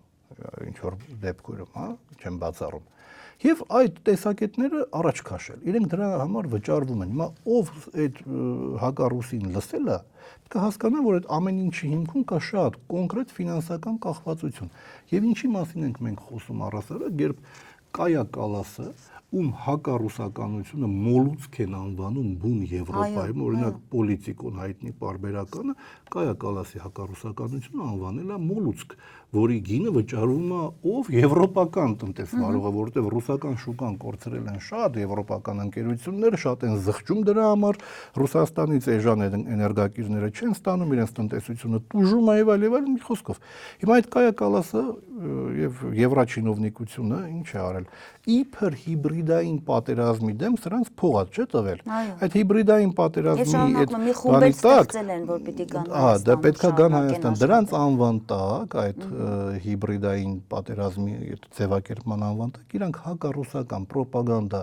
տանելու փող են տվել։ Այդ փողը պետքա ծախսվի ինչպես։ Պետքա ստեղծվեն կամ արդեն եղածները ֆինանսավորվեն լրատվամիջոցներ հակառուսական ուղղվածությամբ եւ պետք են այդպիսի կերպարներ, որոնք էլի պետքա ֆինանսավորվեն, հիմա կազմակերպություն կլինի, անհատ կլինի, ֆինանսավորվեն, գան այդ հակառուսական լրատվամիջոցում հակառուսական թեզերը տարածելու։ Աբսուրդ, անհեթեթություն, այդ մենք հələ դեռ լսելու ենք հետեւյալը, որ մի քիչ ձմեռը կմրսենք, բայց դա մեր ինքնիշխանության համար ենք, որ այո, եւ հիմա ես ինձ այդ ուզում ասում, արդեն հնչում են վաղուց են դա հնչում։ Հայ դա վաղուց է դա հնչում։ Իդեպ նաեւ ասվում է համատությունը տեսեք տարում այդ հակառուսներից մեկը եւս իր եթերում ասում է, տեսեք Ուկրաինան, թեպետ քանդվեց տնտեսությունը, դուք տեսեք ինչ ասում, ասում պետությունը չկա, ինքն էլ է ասում, որ քանդվել է տնտեսությունը, բայց ինքնիշխան է։ Հա, այսինքն ես ուզում եմ մտածել, այս մարդիկ Հայաստանը ուզում են Ուկրաինա ուզում են ու ամբողջ իրենք գնում են դրա այդ ճանապարհով, իրենք պատրաստ են դրան։ Ժողովրդավարական բաստիոնը եւ տանում են քանդելու։ Իրենք փախնելու տեղ ունեն, իրենք գիտեն ուր են գնալու, իրենք գիտեն, որ վերջի հանգրվանը իրանց եվրոպական ինչ որ այդ ինստիտուտներում ինչ որ միտեղ իրանց տերերը իրենց կխցկեն Եվրոպայում, իրենց կուտակած փողերն էլ հաշիվները չեն սարեցնի, իրենք ինչ որ մի հատ եվրոպական հեռանկար կունենան, յանն էլ կփոխեն իրանց ազգանվան, հա ինչ որ այլ բան կդառնա կամ քունցը ավելի ճիշտ կփոխեն այլ բան կդառնան, ինչևէ այդ ամբողջը շատ կանխատեսելի սցենար է, բայց հիմա տեսեք աբսուրդ է, էլի։ Իբր խաղաղության օրակարգը խաղարկում Նիկոլը։ Ադրբեջանի հետ, հա, բայց դրա ֆոնին, իհարկե նախ խաղաղության օրակարգ չկա, այդ խաղաղության օրակարգի տակ ինչ ասես զիջելը, հələ դեռ զիջելու է, բայց այդ ֆոնին ինքը նոր թշնամի է կերտում։ Մեզ տանում է դեպի նոր պատերազմ, այսպիսի տեմպերով բանը հասնելու է Ռուսաստանի դեմ պատերազմին ու մեղքը այսօրվա իշխանությանն է լինելու, որովհետև հայ-ռուսական հարաբերություններում որևէ լուրջ խնդիր մինչև Նիկոլի գոյությունը այդ պաշտոնին չի եղել։ Եղել է Ռուսաստանը կարող է գնալ դրան։ Եթե այս սցենարը շատ է շարունակվում, երկար է տևում, Արևմուտքին ինչ է պետք, երկրորդ ճակատ։ Հիմա եթե դուք նկատում եք, Ալիևն ու Նիկոլը միաժամանակ են Ռուսաստանին սկսում այսպես կծահարել, հա, միաժամանակ են հակառուսական ռետորաբանություն բանեցնում, միաժամանակ են վատթարացնում հարաբերությունները ռուսների հետ, որտեղ երկուսի տերերն էլ նույնն է, հա, Մշուշոտ Ալբիոնն է ու ոչ միայն, Միացյալ Նահանգներ, Թրամփի վարչակազմը, մի խոսքով իրենց տերերը Ալիևի ու Նիկոլի նույնն են։ Հիմա այս երկուսին պետք է իրար հետ հաշտեցնել, բայց Ադրբեջանի պայմաններով էլի հաշտեցնել, որպեսզի այդ երկուսը լծվեն Ռուսաստանին կծահարելուն։ Հիմա այս տեմպերով բանը հասնելու է Ռուսաստանի դեմ ռազմագործողություններին ինչ որ կերպ ներգրավելուն, այսինքն իրենք պատրաստվում են Արևմուտքը երրորդ համաշխարհայինին, իրենց պետք է որ հարավային Կովկասում կամ Անդրկովկասում իրենք ունենան հակառուսական պլացդարմ, որը ինչպես հարմար գտնեն կտնօրինեն։ Հիմա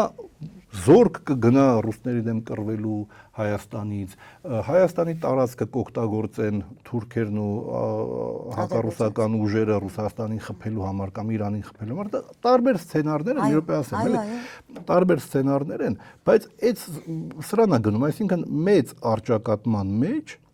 Հայաստանին վերապահված հակառուսական պլացդարմի դեմ նույնն էլ Ադրբեջանին, հա, ուղղակի այդ ամբողջի մեջ կշեռքի նժարը թեքված է դեպի Ադրբեջան, այսինքն դուք պետք է հաշտ լինեք, որ ձեր ընդհանուր թշնամին նա է, հա, ռուսն է, դուք իրար լավ լինեք, բայց այդ լավ լինելու գինը Հայաստանը պետք է վճարի, հաշիվ Հայաստանի։ Տարածքները միաժամանակ, իսկ ինչպես Արմինե ջան,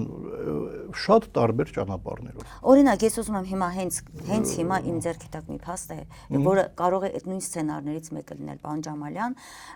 ամերիկացի կենտրոնական հետախուզական վարչության վերլուծաբան, ամերիկացի հայտնի փորձագետ Լարի Ջոնսոնը։ Իդեպ սա նոր բան չեմ ես ասում, ապրիլին է հրապարակված։ Այս տարվա։ Այո, այս տարվա ապրիլին, որտեղ Ջոնսոնը ահա թե ինչ է ասում, իմ ունեցած տեղեկություններով Հայաստանի իշխանությունները համաձայնել են իրենց օդանավակայանները տրամադրել Միացյալ Նահանգներին, եթե Իրանի հետ կրկին ռազմական գործողություններ սկսվեն, Հայաստանը կարող է դաժանորեն պատժվել իր ղեկավարության անխոհեմ քաղաքականության պատճառով, սա ասում է այդ փորձագետը։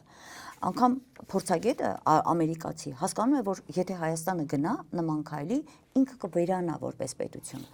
Եվ ի հաստատումն այս հայտարարության նույն ընթացքում Թրամփը Twitter-ում գրել է եւս մի հետաքրքիր գրառում է արել, որը փաստում է, որ այս փորձագետը ճիշտ է ասում, այսինքն Հայաստանը համաձայնել է Ամերիկայի Միացյալ Նահանգների այդ ցանկությանը, ահա թե ինչ է գրում Թրամփը, շատ կարճ կարդամ։ Քիչ առաջ ավարտեցի հիանալի հեռախոսազրույց Հայաստանի վարչապետ Փաշինյանի հետ, ով շատ խելացի, կոշտ առաջնորդ է, նա համաձայնել է, որ ԱՄՆ կարող է օգտագործել Հայաստանի օդանավակայանները Եթե Իրանը հրաժարվի կատարել խաղաղության համաձայնագիրը եւ մենք նրան հարված կհասցնենք եւ այլն, Հայաստանը մեծ օգնություն է ցուցաբերել, շնորհակալություն վարչապետ Փաշինյանին եւ այս Դոնալդ Թրամփ ստորագրությամբ այս Twitter-ում գրված այս լուրը շատ կարճ արագ դուրս է բերվում հետո Twitter-ից, բայց մարդիկ կարողանում են արձանագրել։ Եվ հիմա փաստորեն այ որ դուք ասում եք սցենարներից մեկն էլ հակառուսական, հակաիրանական պլատֆորմ դառնալու այս ծրագիրն է, որին նա տանում է։ Այսինքն այս առումով պարոն Ջամալյան, դուք ճիշտ եք նկատում, որ ինքը Հայաստանը տանում է պատերազմի, թեպետ ասում էր ես ընտրվեմ, պատերազմ չի լինելու, բայց իր ընտրությամբ լինելու է պատերազմ։ Որտեղ ինքը այս ծրագրին ում դեմ, Ռուսաստանի դեմ, Իրանի դեմ։ Իրանի դեմ, այո, ոչ թե, այո, շատ ճիշտ է, Ռուսաստանի եւ Իրանի դեմ։ Մեր տարածքը կարող է այդպես Ուրեմն օգտագործվել։ ի հավելումն ասվածի, ես ճիշտն ասած այստեղ առաջի անգամ լսեցի այդ տեղեկությունը, բայց ես ուզում եմ ասել մի բան, ինչը կարող է ակամա այսպես լրացնել ասվածին ու ամբողջացնել պատկերը։ Այս տարվա գարնանը, երբ Իրանում խժդժություններ հրահրեցին, Միացյալ Նահանգները, Իսրայելը հետ միասին ու հույս ունեին վարչակազմը տապալել, իշխանություն տապալել, իշխանափոխություն անել, այն խեղկատակ մեկը կա իրենց թագավորական ծագումով, Ռեզա Փեխլևի բերել եւ այլն իրան։ Այդ նույն ժամանակահատվածում Հայաստանում Իրանի դեսպանատան դիմաց ռեգուլյար պարբերականությամբ բերում էին մի 200-300 խառնամբող, բաշի բոզուկներ բարի բուն իմաստով, սրանք աղաղակ ոռնոց էին կապում Կոմիտասի այգում, ընդ որում այնտեղ այդ դեսպանատան դիմաց ինչ որ հարթակի պես բաներ ստեղծվել, իբր նենց էին արել, որ չմոտենան դեսպանատանը մայթի հակառակ կողմում, բայց այսպես ինչ որ մի հատ sense առանձնացրել էին հարթակի նման բաներ, էլի տպավորությունն այնպեսին է, որ այսպես իբր բաժանում են այդ բաշի բոզուկներին դեսպանատանից, իբր սահման են գծել որտեղից առաջ չանցնեն, բայց այնպես էր արված տպավորություն էր ստեղծվում, որ հարթակի պես բան է, այս տարածք էր, տեսեք, շղթաներով։ Դրա ամեն երեկո հավաքվում էին եւ աղմուկ աղաղակ բարձրացնում ոռնոց եւ հիշեք դրա այո նախերգանքներ եւ հիշեք Հայաստանում Իրանի դեսպանի հայտարարությունը այդ օրերին, որ հայտարարեց, ասեց այն Թեհրանում այնպիսի տպավորություն է ձևավորված, որ Հայաստանը դառնում է հակաիրանական ուժերի կենտրոն։ Շատ ճիշտ հիշեցիք։ Այո։ Սա փաստ է։ Այո։ Գործող դեսպանի ընդ որում։ Հետո ինչ կատարվեց, ընտրություններն էին դիմացը։ Եվ խաղաղության կոնտեքստը, խաղաղության այդ կեղծ խաղաղության օրակարգով էր Նիկոլը գնում ընտրության։ Դա իր ընտրական մարտավարության առանցքն էր խաղաղություն։ Ու այդ պայն ինքը չէր կարող հակաիրանական պլազդարմ դառնալը ցույց դնել։ Եվ հենց դրա համար էլ կարծում եմ Թրամփը այդ իր հեռացրել է, որտեղ ուղղակի այս 49%-ն էլ գլուխ չէր գա, որովհետև ինչպես դուք ճիշտ նշում եք, որ այդ մանիպուլյացիաները իրենց դերը խաղացին պատերազմ չլինելու եւ այլն, դուք պատկերացնում եք հանկարծ նախընտրական շրջանում Ադրբեջանի այդ խաղաղությունը իբր կերտում, բայց զուգահեռաբար Իրանի դեմ թշնամանում ու Իրանի դեմ հարվածների համար մեր ինչ որ ենթակառուցվածքներ է տրամադրում։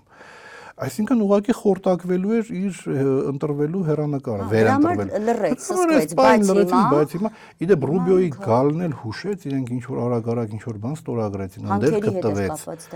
ընդերք իշխանության դիմաց բանաձև խաղարկվեց, էլի։ Ինքնիշխան Հայաստանը։ Ինքնիշխան Հայաստանը։ Դրա համար սիրելի մեզ դիտող հայրենակիցներ, այդ հակառուսական փունցերի այդ ինքնիշխանության թեզը դա ուղղակի վիրավորանք է քննադատական միտք ունեցող մարդու համար, եւ իրենք այդ թեզը պատահական առաջ չեն տանում, որ տեսեք Ուկրաինա չկա, բայց իրանք ինքնիշխան են։ Դա անեկդոտ է,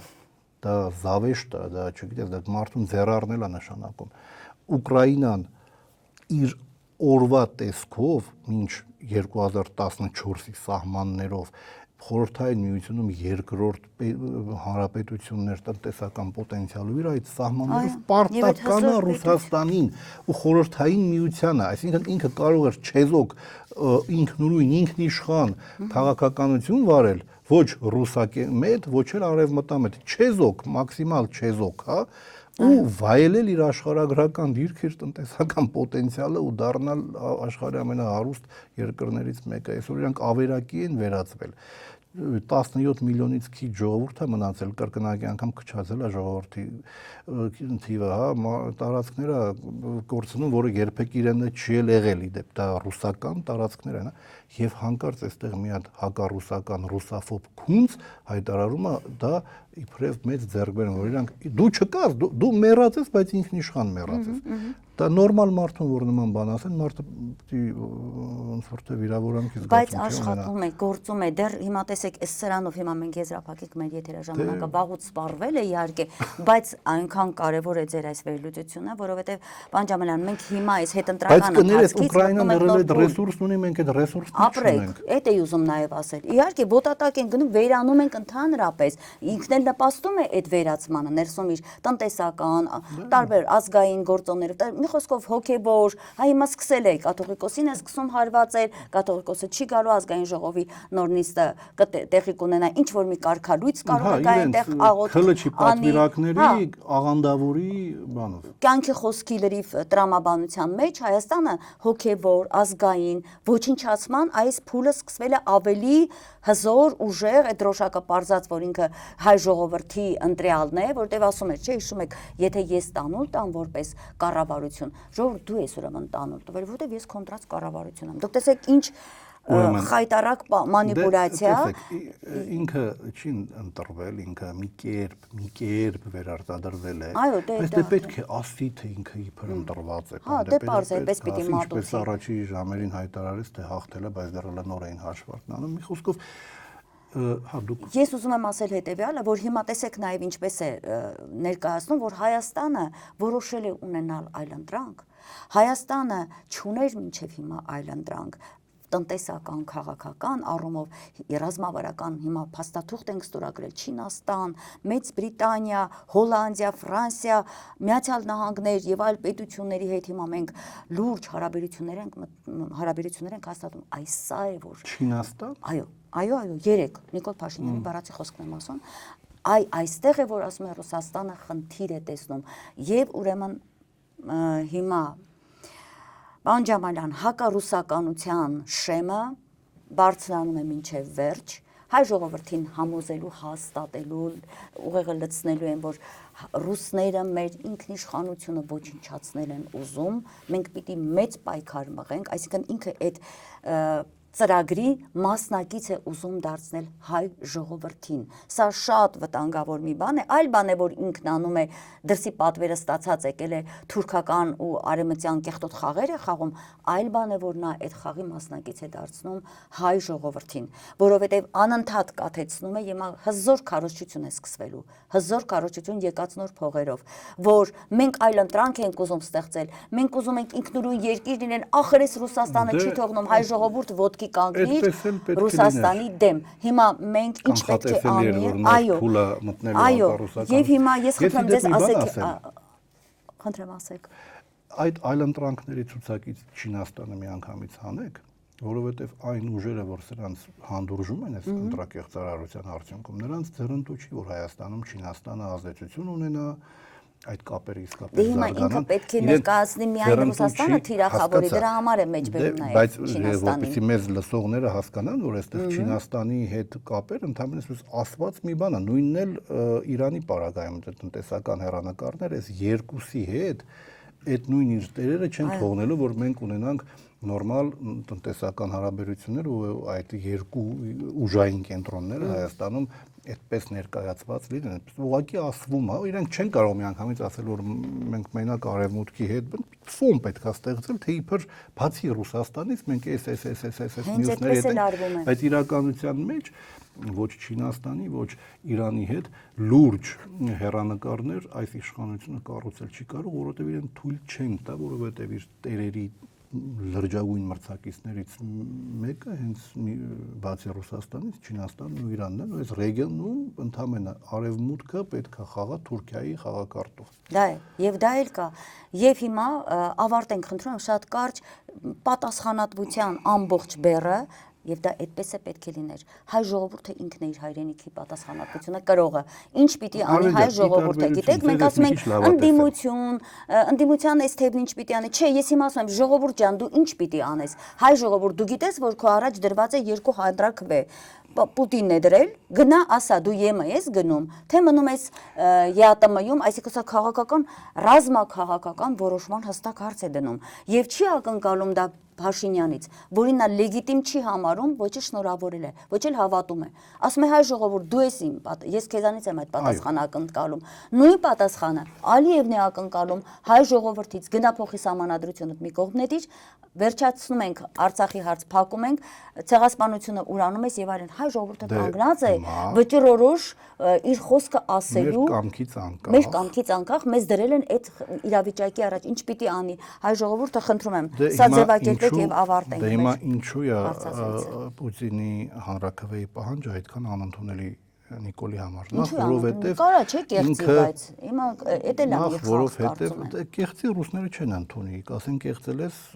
ոչինչ չի նշանակում կեղծած թվերով քո հանրաքվեի արդյունքը, դա խնդիրը դա չի։ Խնդիրն այն է, որ այդ հանրաքվեն կոնտրաստի մեջ է մտնում Ալիևի պահանջած հանրաքվեի հետ, ու մարդը հասկանում է, որ մի դեպքում մեզ առաջարկում են կորուստ, մեզ առաջարկում են հրաժարվել ամեն ինչից։ Այս մի դեպքում մեզ առաջարկում են տնտեսական զարգացման, կայուն զարգացման հեռանկար, բարեկեցիկ կյանք ու առնվազն եղածը պահպանել։ Նորմալ մարդը այդ 2 հանրաքվեից որ մեկի հանդեպ դրական կտրամադրվի։ Բնականաբար ԵԱՏՄ-ի կազմում մնալու դիրքորոշումը առաջ կմղի, որովհետև ստապ նորմալ մարդը հասկանում է, որ մրսելով, սոված, չքավորության մեջ ինքնիշխանությունը մեծագույն բլեֆ է, այդպիսի իշխանություն չի կարող պետության ֆունկցիան իր քաղաքացիների արժանապատիվ կյանքն ապահովելն է, եթե նամանավանդ քաղաքացիակենտրոն պետության մասին ես խոսում, եթե դու քո քաղաքացիների կյանքը վատթարացնում ես, սննկացնում ես, մարդկանց չքավորության շեմին ես հասցնում, երկրիդ հերն անիծում ես, դա քողարկել ինքնիշխանությամբ այստեղ մտավոր խնդիրների արկայության մասին պետք է խոսել, եթե ինչ-որ մեկը դրան անկեղծորեն հավատում է, մարդը ազդեցության մեջ է, այդ մոլորեցնող մանիպուլյացիաների։ Հիմա ամփոփենք, մենք հետևյալով, կարծում եմ պետք է ամփոփենք, ֆիքսենք հետևյալը, որ այս իշխանությունը լեգիտիմ չի մեկ։ Չունի ներքին լեգիտիմություն, չունի արտաքին լեգիտիմություն։ Պարզապես արտաքին խաղացողների մի մասը դեռևս հանդուրժում է իր ոչ լեգիտիմ կարգավիճակը իշխանությունից կարճած լինելը, չընտրված, բայց կարճած մնալը զուտ, որովհետև իր աշխարհաքաղաքական շահերը պետք է այս իշխանությունը սպասարկի, խոսքը արևմուտքի մասին է ու Թուրքիայի, Ադրբեջանի, մյուս մասը աշխարհի ուժային կենտրոնների ուղղակի չի ընդունում այս իշխանության լեգիտիմությունը եւ հստակ ի ցույց է դնում սա։ Ի տարբերություն 2021-ի ըստ այդմ Նիկոլ Փաշինյանը թուլացած է առավել քան երբևէ եւ նաեւ դրա վառ վկայությունը իր թիմում արկա գզվրտոցն է, այն խեղճ Սիմոնյանը ինչ ասես կերավ, ինչպես իմ լավ բարեկամ Էդգար Ղազարյանն էր ասում, փոխարենը ստանալով ոչինչը, հանուն ոչինչի այդքան ինչ զիբիլ ասես կերավ այդ մարդը, հանուն ոչինչի էլի փաստորեն, եւ այդ գզվրտոցը իր դերը կատարելու է ապագա մոտալուտ ըստիս ֆորս մաժորային զարգացումներում 21-ին իրենց դիրքերն ավելի ամուր էին, քան 26-ին իրենք ահավոր խախուր դիրքերում են եւ այդ ամբողջ զարուրելի ընտրակեղծարարությամբ այդ ամբողջ ձայները գողանալով ուրեմն մեկ մանդատի տարբերությամբ 3/5 ստանալով պարլամենտում ինքը ունի ընդամենը 49.7%-ի աջակցություն, ինքը թուլացած է եւ ֆորս մաժորային զարգացումները կարծում եմ անխուսափելի են Ռուսաստանի հետ նման ողորմելի վիճակում գտնվող իշխանությունը այն էլ երբ ինքն է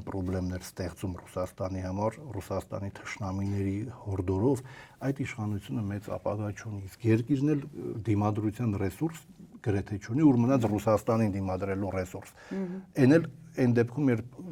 այդ հակամարտությունը արեստացին է, Ռուսաստանի հետ մենք հակամարտության որևէ պատճառ չունենք։ Մենք ունենք դաշինքի մեծ պոտենցիալ ու այդ պոտենցիալը օրը գալու է մենք իրացնելու ենք։ Ու վերջում տեսեք այս բռնությունները, որի մասին պետք է խոսալ։ Այսօր մտել են Նարեկ Կարապետյանի տունն են խուզարկել, Ալիկ Ալեքսանյանին ուրեմն 2 ամսով կալանք շարունակվեց։ Այո, Արթուր Սարգսյանը Հայաստան դաշինքից էլի 2 ամսով կալանքեր կառացրեցին, 2 հոգու էլի ձերբակալել էին 3 Հայաստան դաշինքից։ Ծառուկյանի շուրջ կատարվող այս ամբողջ զարուրելի զզվելի պրոցեսները այդ մարդուն նման կերպ ձերբակալելը զազրելի տեսարանային, որը եկեք անկեղծ խոսանք, էլի Ծառուկյանը կարող էր քաշվել մի կողմ, այս պատասխանատու պահին չմտնել, պատասխանատվություն չվերցնել իր վրա, առոք-փառոք ապրել, մարդը պատասխանատվություն վերցրեց իր վրա ու սա դրա հետևանքն է, հետևաբար փառք ու պատիվ իրեն, Անդրանիկ Թևանյան, Արեգ Նազ Մանուկյան, Արմեն Աշոտյան, Ավետիք Չալաբյան, այսպես անվերջ, ում անունը չեմ հիշում, ինձ թող ոչ ոք չնեղանա, լավ է գոնե Ալեն Ղևոնդյանը երեք ինտերվյու տվեց, որովհետև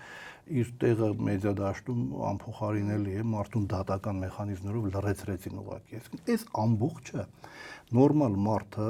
քննադատական միտք ունեցող, հասուն ինքնահաստատված մարդը մենակ խորշանքի զգացում կարող ունենա այս ամեն ինչը տեսնելով, բայց սա նաև թուլության վկայությունն է, ու սրանով, ու նաև գիտեք դատարաններն էլ ինչ որ ինքնուրույնության բաներ են ցույց տալիս, որովհետև օրինակ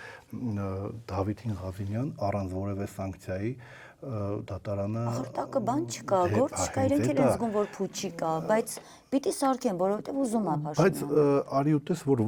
այնուամենայնիվ դատական համակարգում կան